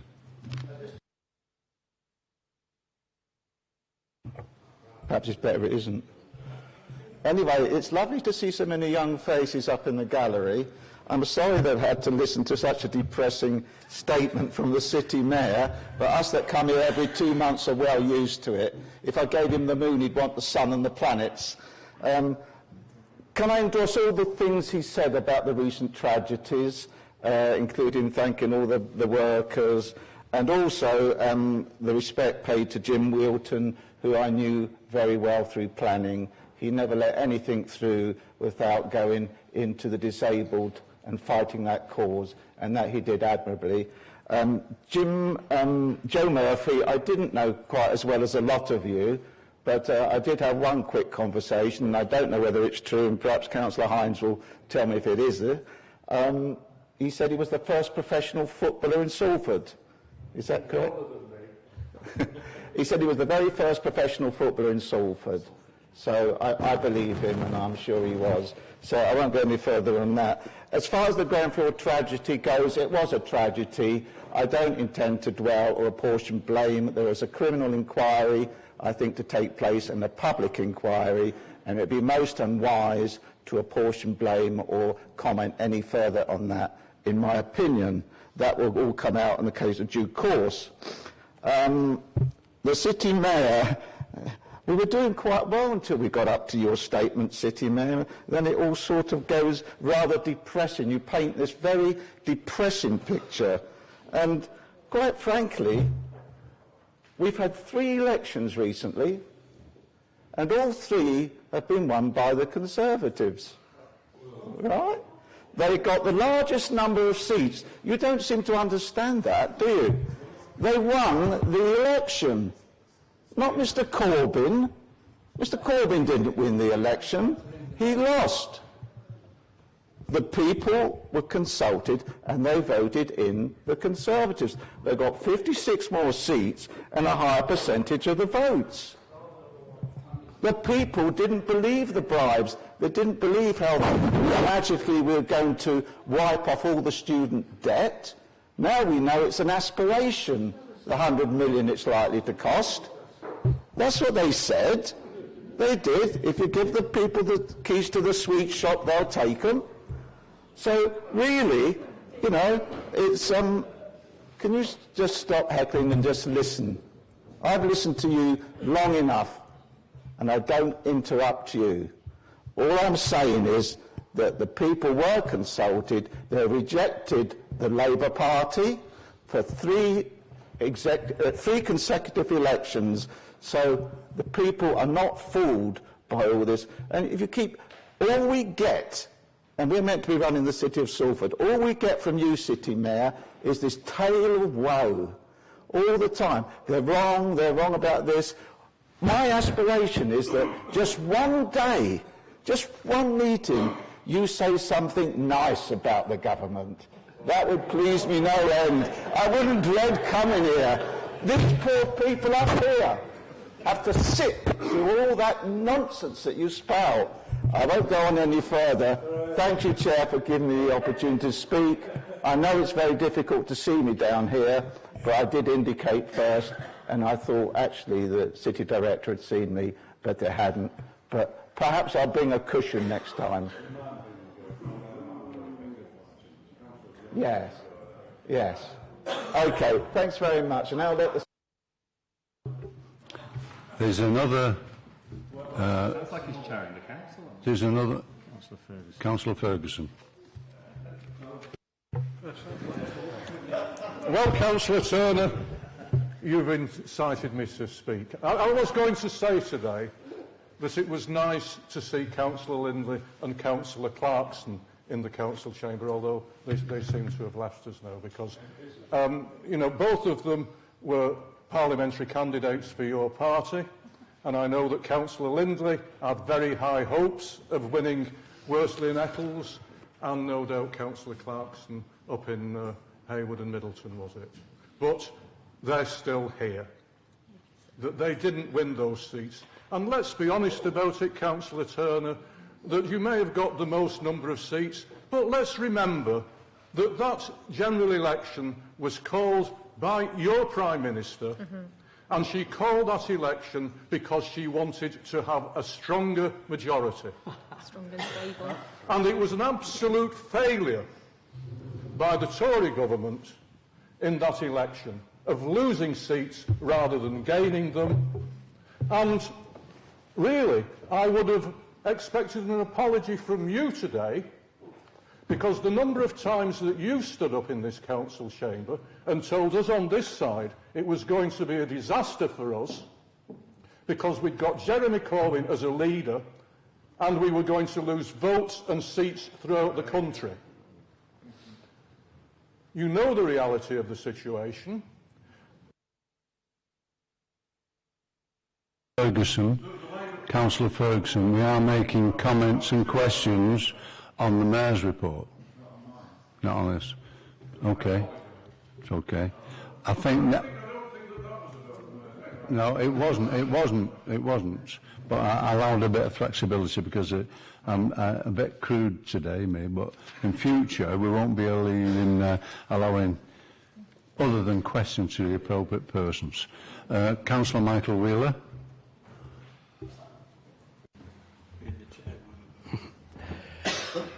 Thank you, Chair. Just a couple of very quick points to the City Mayor.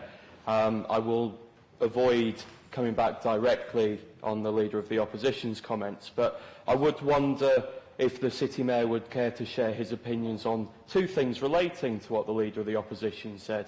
One would be his opinion, if we're talking about bribes to the electorate and bribes in general, the City Mayor's opinion on Theresa May's bribe to the DUP to prop up her entire government and keep them in power. The other would be going through the particularly blue-tinged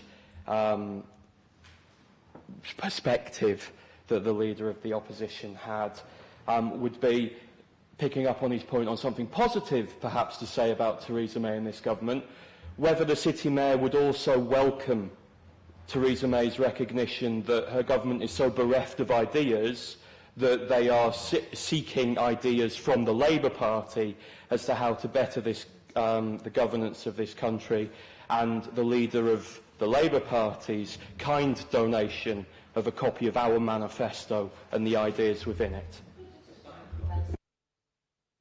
Thank you, Councillor Wheeler. I'm going to call on the City Mayor now to respond.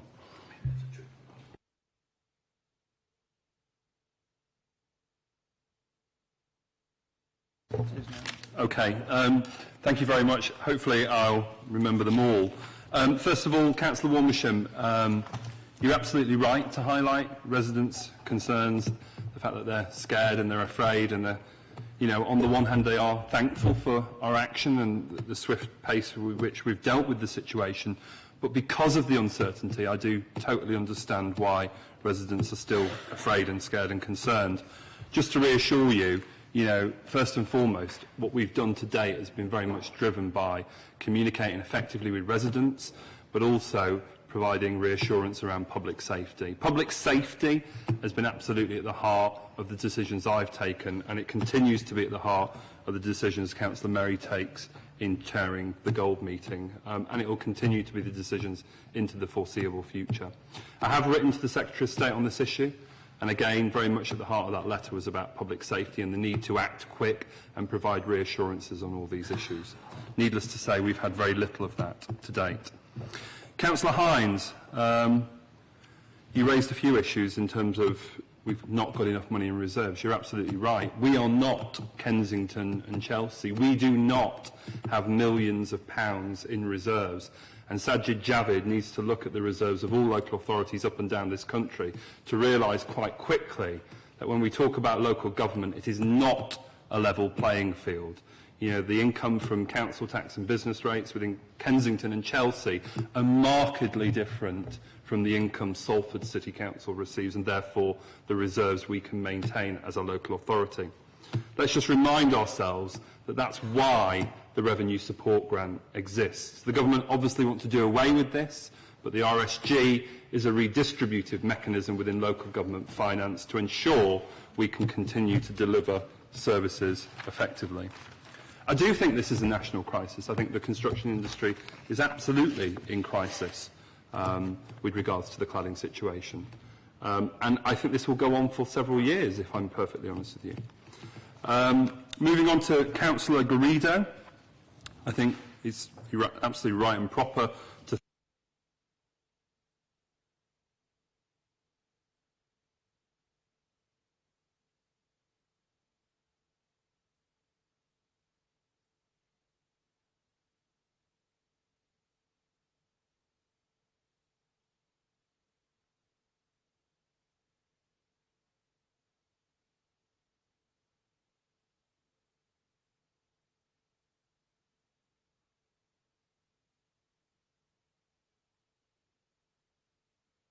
on the entire system and not just the cladding in isolation in oxygen chambers, as we've heard.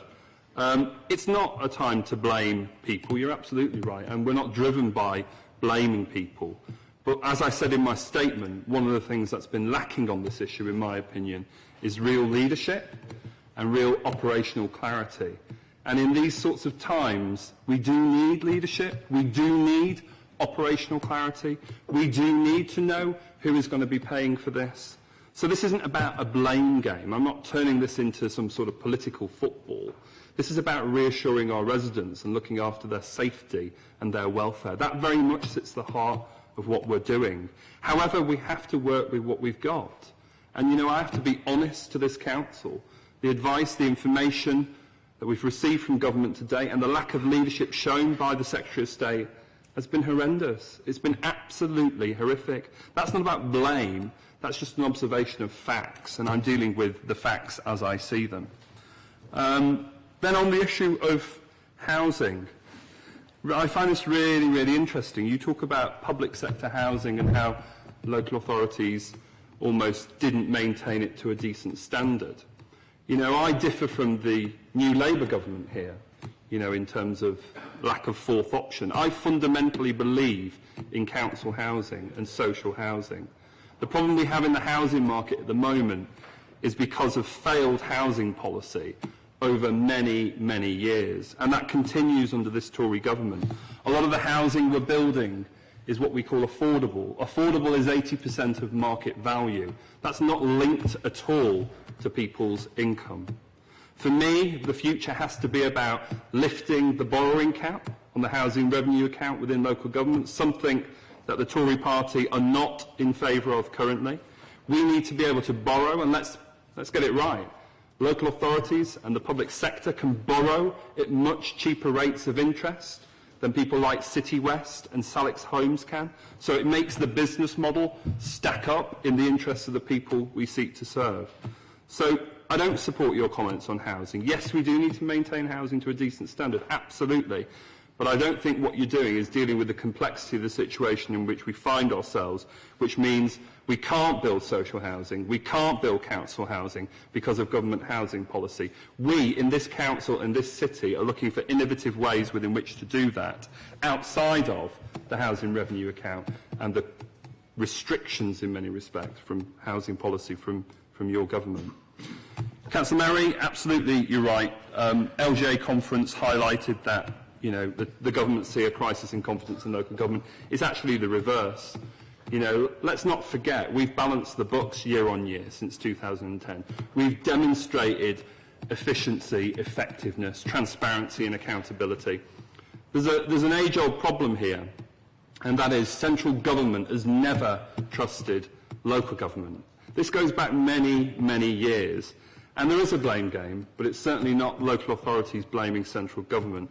We're doing our bit to serve the people of this city. I just hope the government does exactly the same. Councillor Lancaster, I think we've answered your kind of comments, really. I support exactly what you were saying. I think it was shocking to hear the comments around housing and the standard of housing within the city. I think public sector housing is the way forward. It's the only way we are ever going to get anywhere near to meeting the housing need within this city. We have over 7,000 people, Councillor Greedo, wait on our housing waiting list. You know, there's no way the market will deliver affordable housing for those people. It'll either push them into HMOs or it'll push them onto our streets, and we see we've got a growing problem with homelessness and rough sleeping. Councillor Karen Garrido, thank you very much for your comments on the Manchester attack. I don't think we'll ever forget. Absolutely not. I think you're absolutely right to call that out, and I don't think we'll ever forget. But I must say, the officers of this City Council did a sterling job. And, you know, I'd like to pay tribute to that. I'd also like to pay tribute to our comms and PR team who supported Manchester City Council with a massive amount of inquiries they had over this time from the global press and media outlets. Councillor Turner, you talk about my depressing statement. It was somewhat nuanced with some positives in there, but you clearly omitted them from your comment on the statement. I think things are depressing. Absolutely. We have people using food banks. We have people sleeping on our streets. We have people homeless. We have public sector workers using food banks and not able to make ends meet. We have people falling into debt. You know, things are depressing. And what you'll always get from me, Councillor Turner, is a desire to deal with the facts, not a desire to engage in rhetoric, nonsense, and conjecture. I like the facts, and I like the facts to speak for themselves.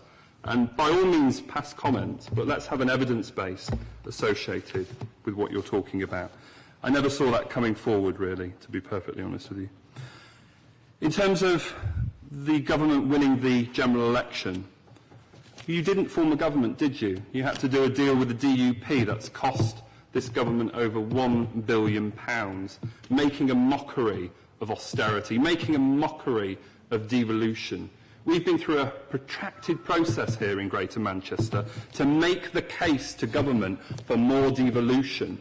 And lo and behold, you know, the Tory party can't form a government, and they magic from their magic money tree over £1 billion to do a deal on a confidence and supply basis with the DUP.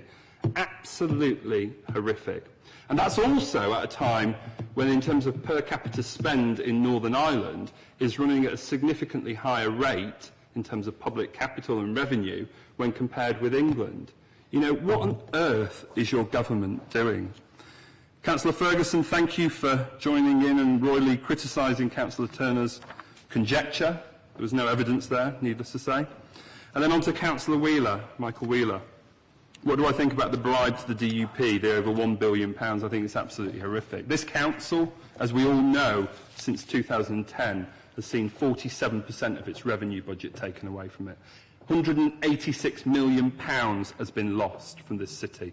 People are struggling, people are suffering, our public sector workers are working harder than ever, and the people of this city desperately need our help and support in these awful, depressing times. And yes, the government can seemingly find £1 billion or more, actually, to bribe the DUP to form a government. Utterly disgraceful. And what does this mean for actually local government finance moving forward? And I think that's a really important question we need to reflect on. Because if they've found £1 billion for this, Are they going to be looking for savings elsewhere within the system? And then will they be coming to local authorities for even more money? In terms of a positive on Theresa May's government, I think I would probably say a positive is that they've listened to the Labour Party and the number of U-turns that the Tory party have done in terms of the ending of the triple lock on pensions, the ending of universal winter fuel allowance, the scrapping of vote on fox hunting, money for schools at the expense of free schools. You know, it's great to see a Tory party listening to Labour and implementing Labour policies. And I absolutely applaud the Prime Minister for listening to sense, evidence-based policy at its best. So, thank you very much. Thank you, City Mayor. And we'll go on to item 15, which is general questions and comments to Cabinet members in discharging their particular responsibilities. We have a list of those members, which I will go through, but we have been given notification from Councillor Saunders for the lead member of Environment and Community Safety. Okay, so I'll go through the list now. Councillor Paula Boschel. Any questions or comments? Did you indicate then, David? No. Okay, no questions. We'll go on to Councillor John Merry. Okay. Councillor Paul Longshaw. Councillor David Lancaster. Councillor Saunders.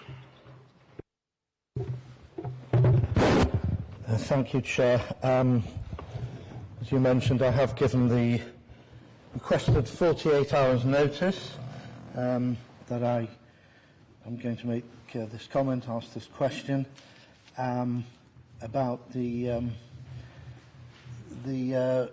refuse collection in the city.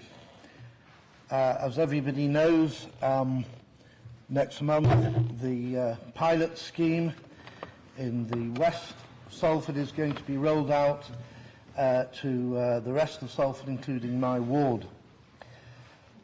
I don't actually want to say too much about the problems that people with large families will face, particularly in my ward. I think that's been well documented. I do note that there are plans to deal with that, although I'm slightly confused about some of them, but I don't think this is the place to discuss those. What I'd like to do is speak, if I may, and I'm speaking in a personal capacity, not on behalf of the opposition, but my own views are well known, and I have spoken to the City Mayor and to Mr Dolan, who was here a few moments ago. I'd like to speak on behalf of the whole of Salford. I don't agree with the entire policy of the 3-week bin collection, black bin collection. Personally think it portrays the wrong image. Point of order, Mr. Mayor. When was the question given and what...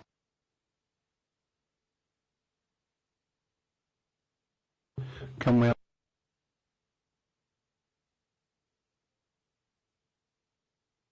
I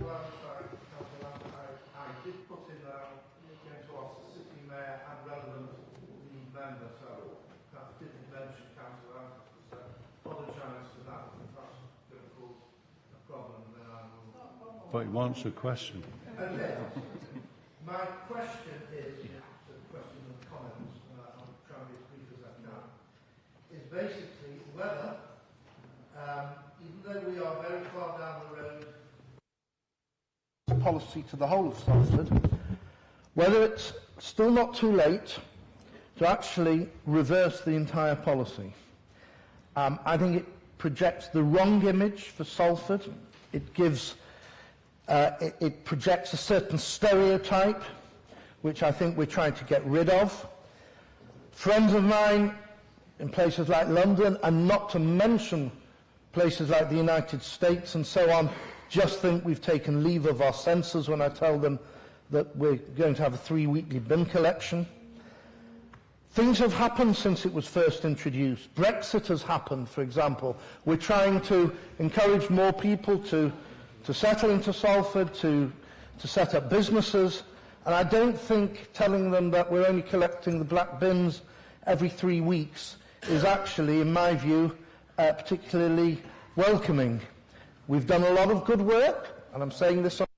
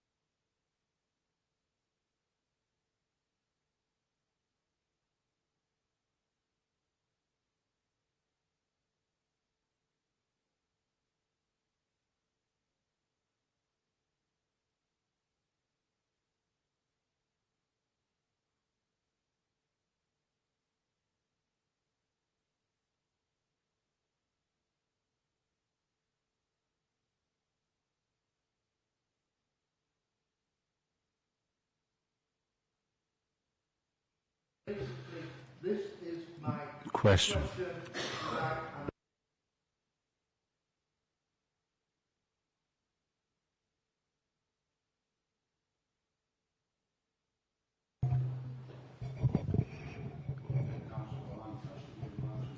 I'd love to.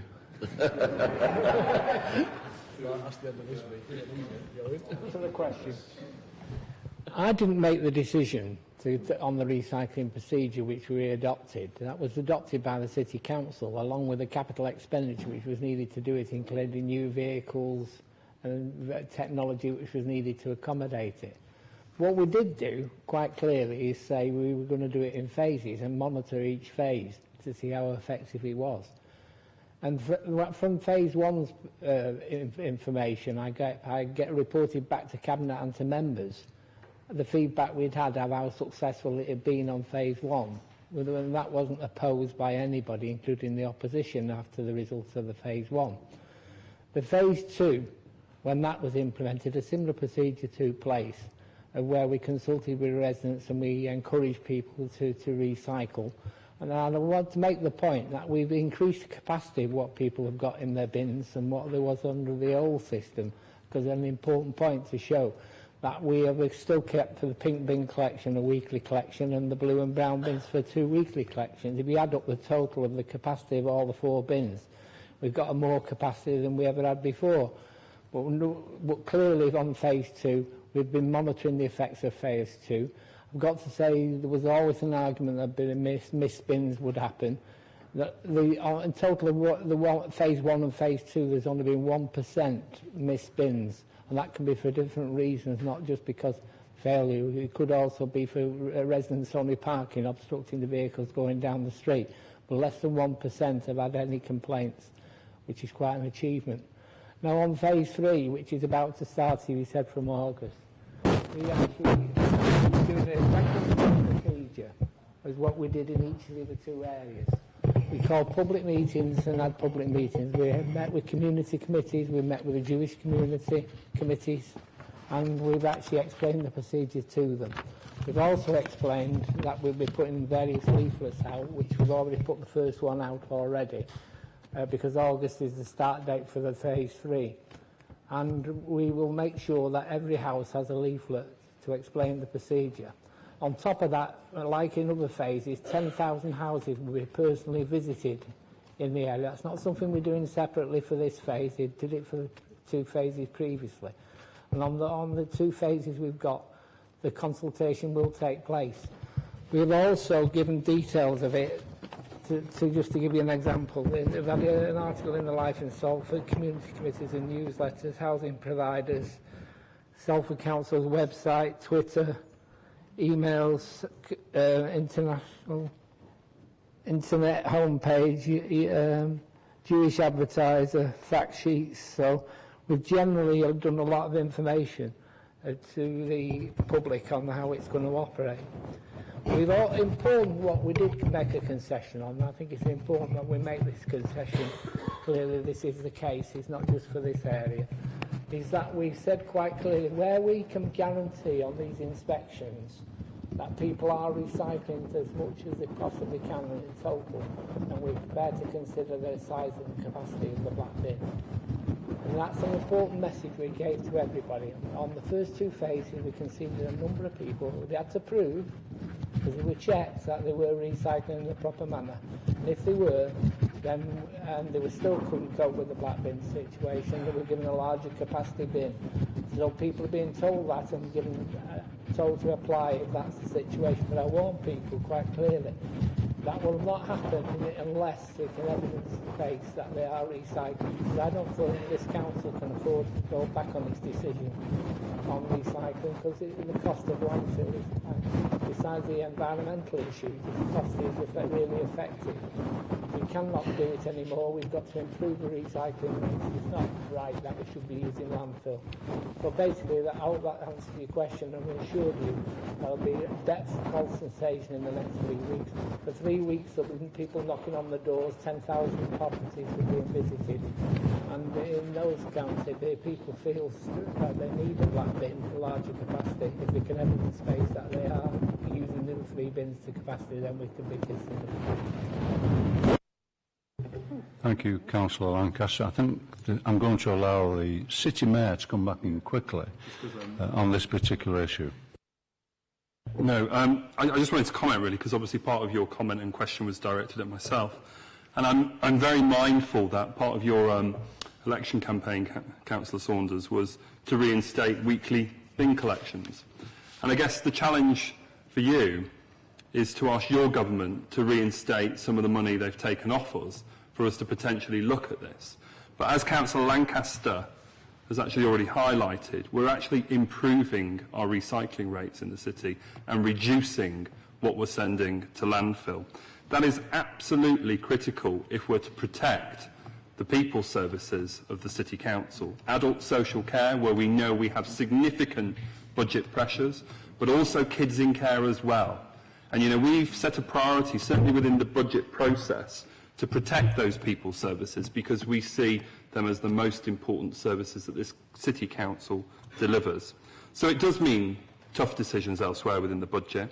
What's also interesting, though, is at the last Budget Council, I never saw your opposition party come forward with any proposals to reinstate weekly bin collections, cost that up, and tell this City Council where you'd be making those savings. We'll obviously continue to monitor the situation, and as Councillor Lancaster has already highlighted, where people can demonstrate their recycling, we will consider increased capacity. I believe we're doing all we possibly can, but the challenge to you, Councillor Saunders, is please ask your government to reinstate some of the money they've taken off this city for us to potentially look at alternative ways forward.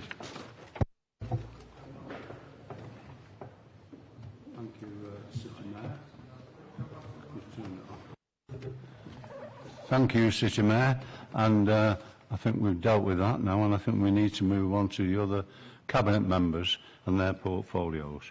We've now got any questions or comments to Councillor Derek Antabus. Councillor Robin Garrido. Councillor Robin Greedo, any others? Councillor Hamilton.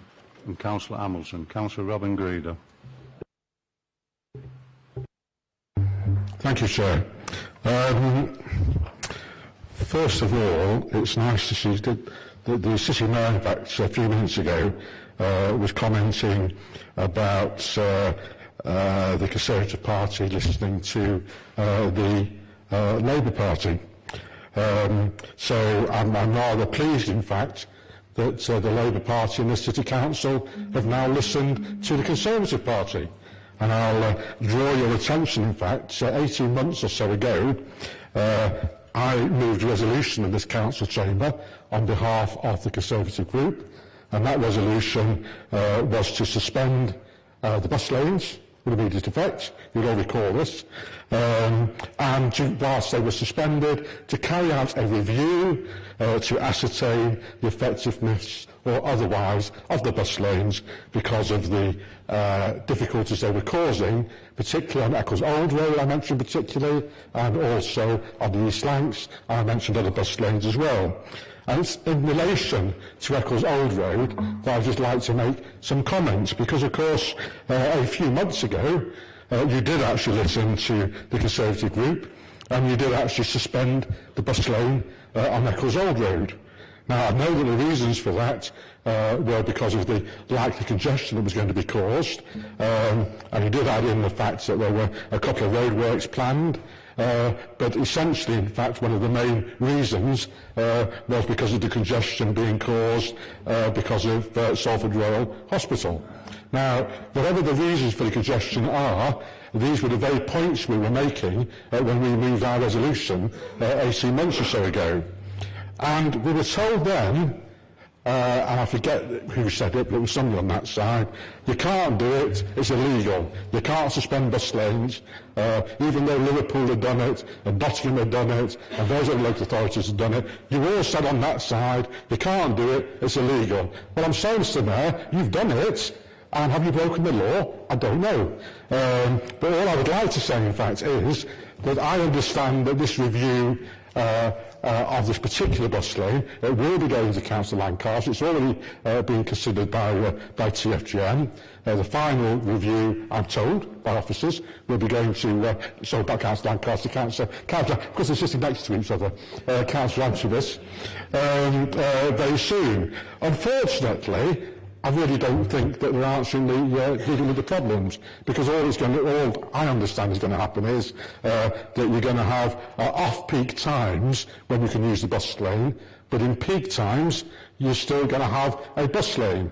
And at peak times, that is when you've got the worst traffic congestion on Eccles Old Road. So I don't think, when the review comes, it's actually dealing with the solution. And all I would ask, in fact, is that when Councillor Antrobus actually considers the document that comes to him, that he actually looks very carefully at what's been suggested, and maybe this is something that needs to come back for general discussion by a lot of the members who each have problems with bus lanes in their area.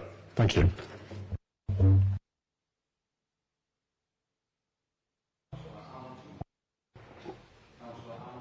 Right, thanks, Chair.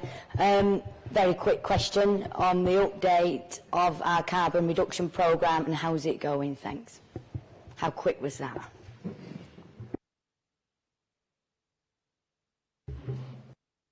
Well, Councillor Robin Garrido seems to be a little confused, thinking that I was Councillor Lancaster. But of course, it's Councillor Roger Jones who takes on board the transport issues, and I'm sure that you may want to add to anything that I say. I recall the debate. Councillor Garrido asked for all the bus lanes to be suspended with immediate effect. I think that was the reason why it was unlawful. We've actually got to go through a process of making sure that these things are advertised. This was a specific set of circumstances associated with the roadworks. There will be a review, and we will consider the outcome of that review very carefully and give it due concern. But I'm not going to take any lectures from Councillor Garrido, the man who chided us for years about the misguided busway saying it was a white elephant, no one would ever use it, and now he's getting petitions together from his area telling us there's not enough buses going along because it's so popular. I'm not going to take any lectures from Councillor Garrido on public transport, except to say this, that except to say this, that one of the things that some people try to do is to pit bus users against car users as if they were different species of human being, and that it is completely wrong. Very many car users, in fact some surveys have suggested over 40% of car users would prefer to use public transport if it was efficient and effective enough, and that's where bus lanes can help. And if by enabling those people to exercise their free choice and giving them that choice of a good public transport service, that actually frees up space for other car users who need to use their cars for their work or for family reasons. And there are very many people who need to use their cars. And what we've got to do is to be smart about it rather than having a prejudice against one form of transport rather than another. Can I just now address Councillor Hamilton's question, which is about progress on the carbon management plan by... Councillor Antrobus, could I ask you to be brief? I want you to respond, but brief.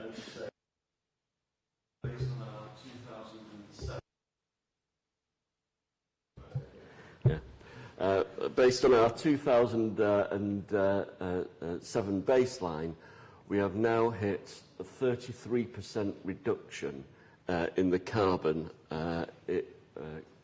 consumed by this City Council, and I think that that is something to be celebrated by all parties. Not only have we reduced our carbon emissions, which is good for the environment, but that as a consequence in terms of the budget, we are now spending something like £1.8 million a year less than we would have done on energy prices, and that's money which is better used to protect other services rather than spend on energy. I'm really pleased that a quarter of that saving has come from us being the first council in Greater Manchester to introduce LED street lighting throughout the city. We were the first in Greater Manchester.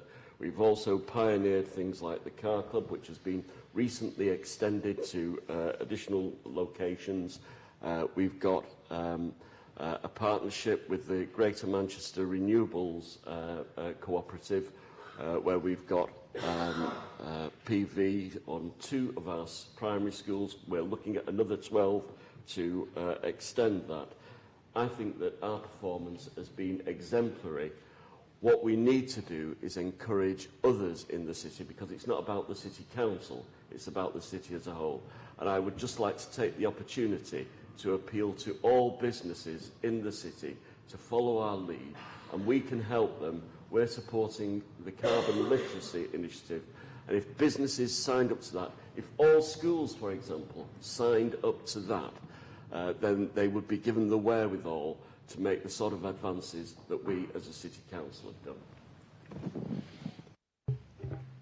Thank you, Councillor Antrobus. And we move on quickly to Councillor Bill Ince. Councillor Bolkind has a question for... Thank you. I was looking at the Oxford English Dictionary, and it came up with a definition for Mayday as a ship that's sinking. It didn't have a definition for Theresa May Day when a cabinet's sinking. And with that in mind, also when it comes to mutiny on the Bounty, I think she's got mutiny in the cabinet. I'd be interested to know what Councillor Hines thinks, what he could do with £1.5 billion if it was given to Salford to provide the services that this city definitely deserves. Thank you.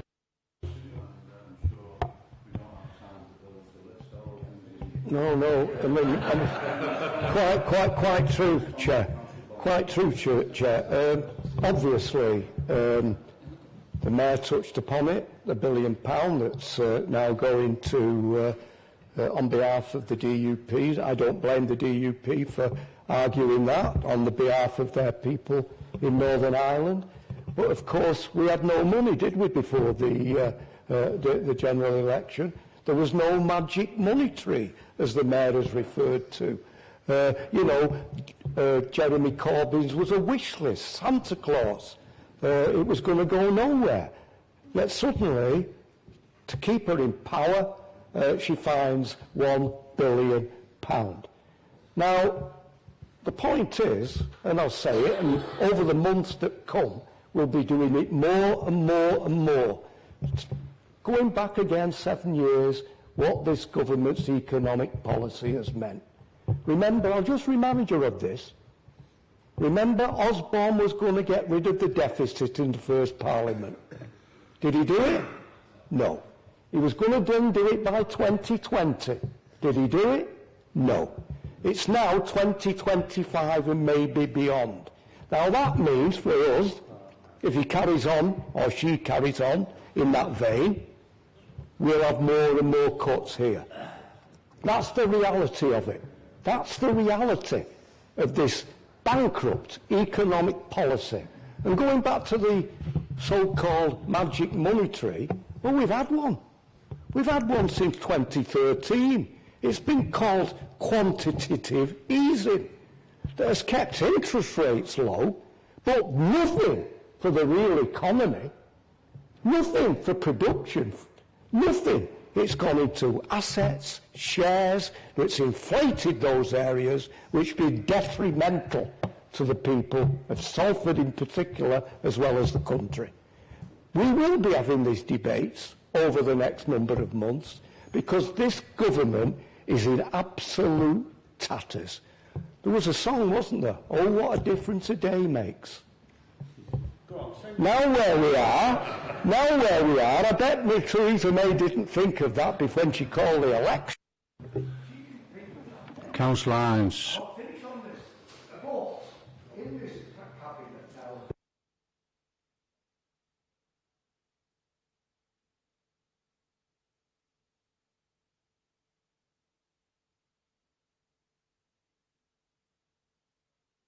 Thank you, Councillor Hines.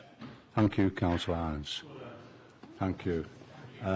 We need now to, I need to ask the Council, would you like a further 5 minutes to finish we've got to do, because we've got a few items to go through. Are you happy to accept that? Okay. Next executive member is Councillor Lisa Stone.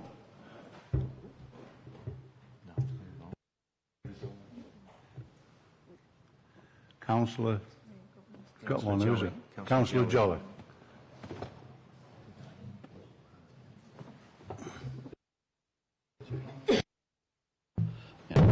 Very briefly, in view of the time, myself and Councillor Ryan do the visits to Barton Moss Secure Care Centre, an institution that perhaps not many people are too aware of.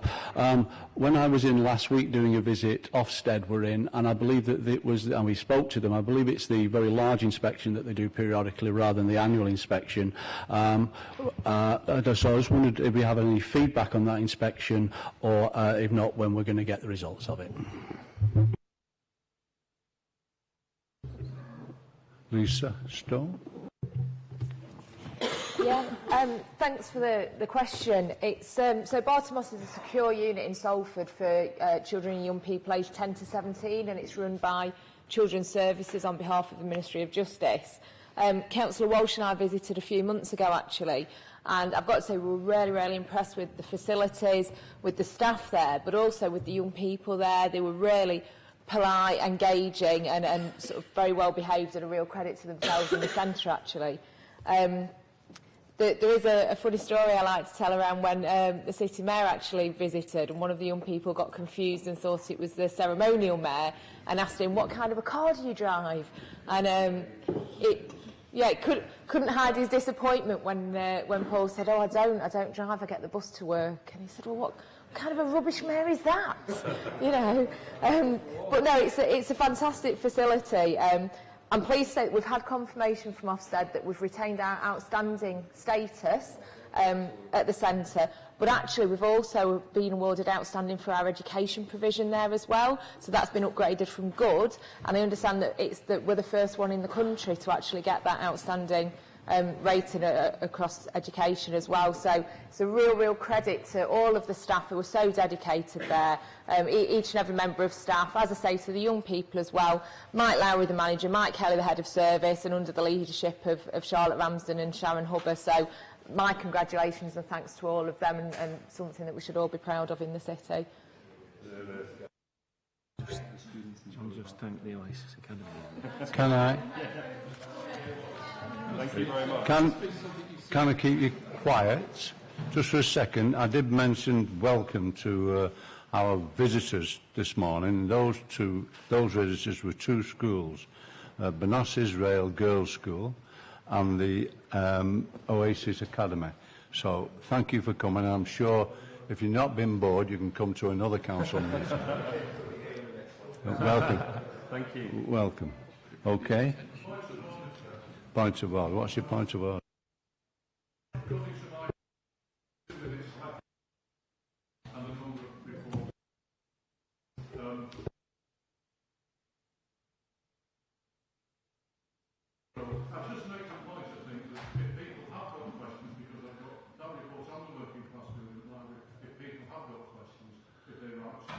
Yeah, I think that goes without saying. We should do that anyway.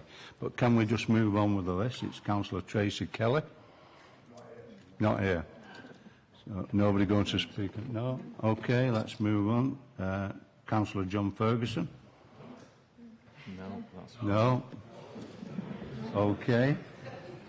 Item 16. Item 16, questions or comments on discharge of functions of joint authorities? No? Okay. Item 17, that listed mainly for information. So if there's no other questions on that, we'll go to say, this is the end of the first one. There'll be many more, and I'm sure I'll make a mess of all of them, but I'm also sure that what we don't want is this council chamber to be an echo chamber, so we get repeated questions. So this is now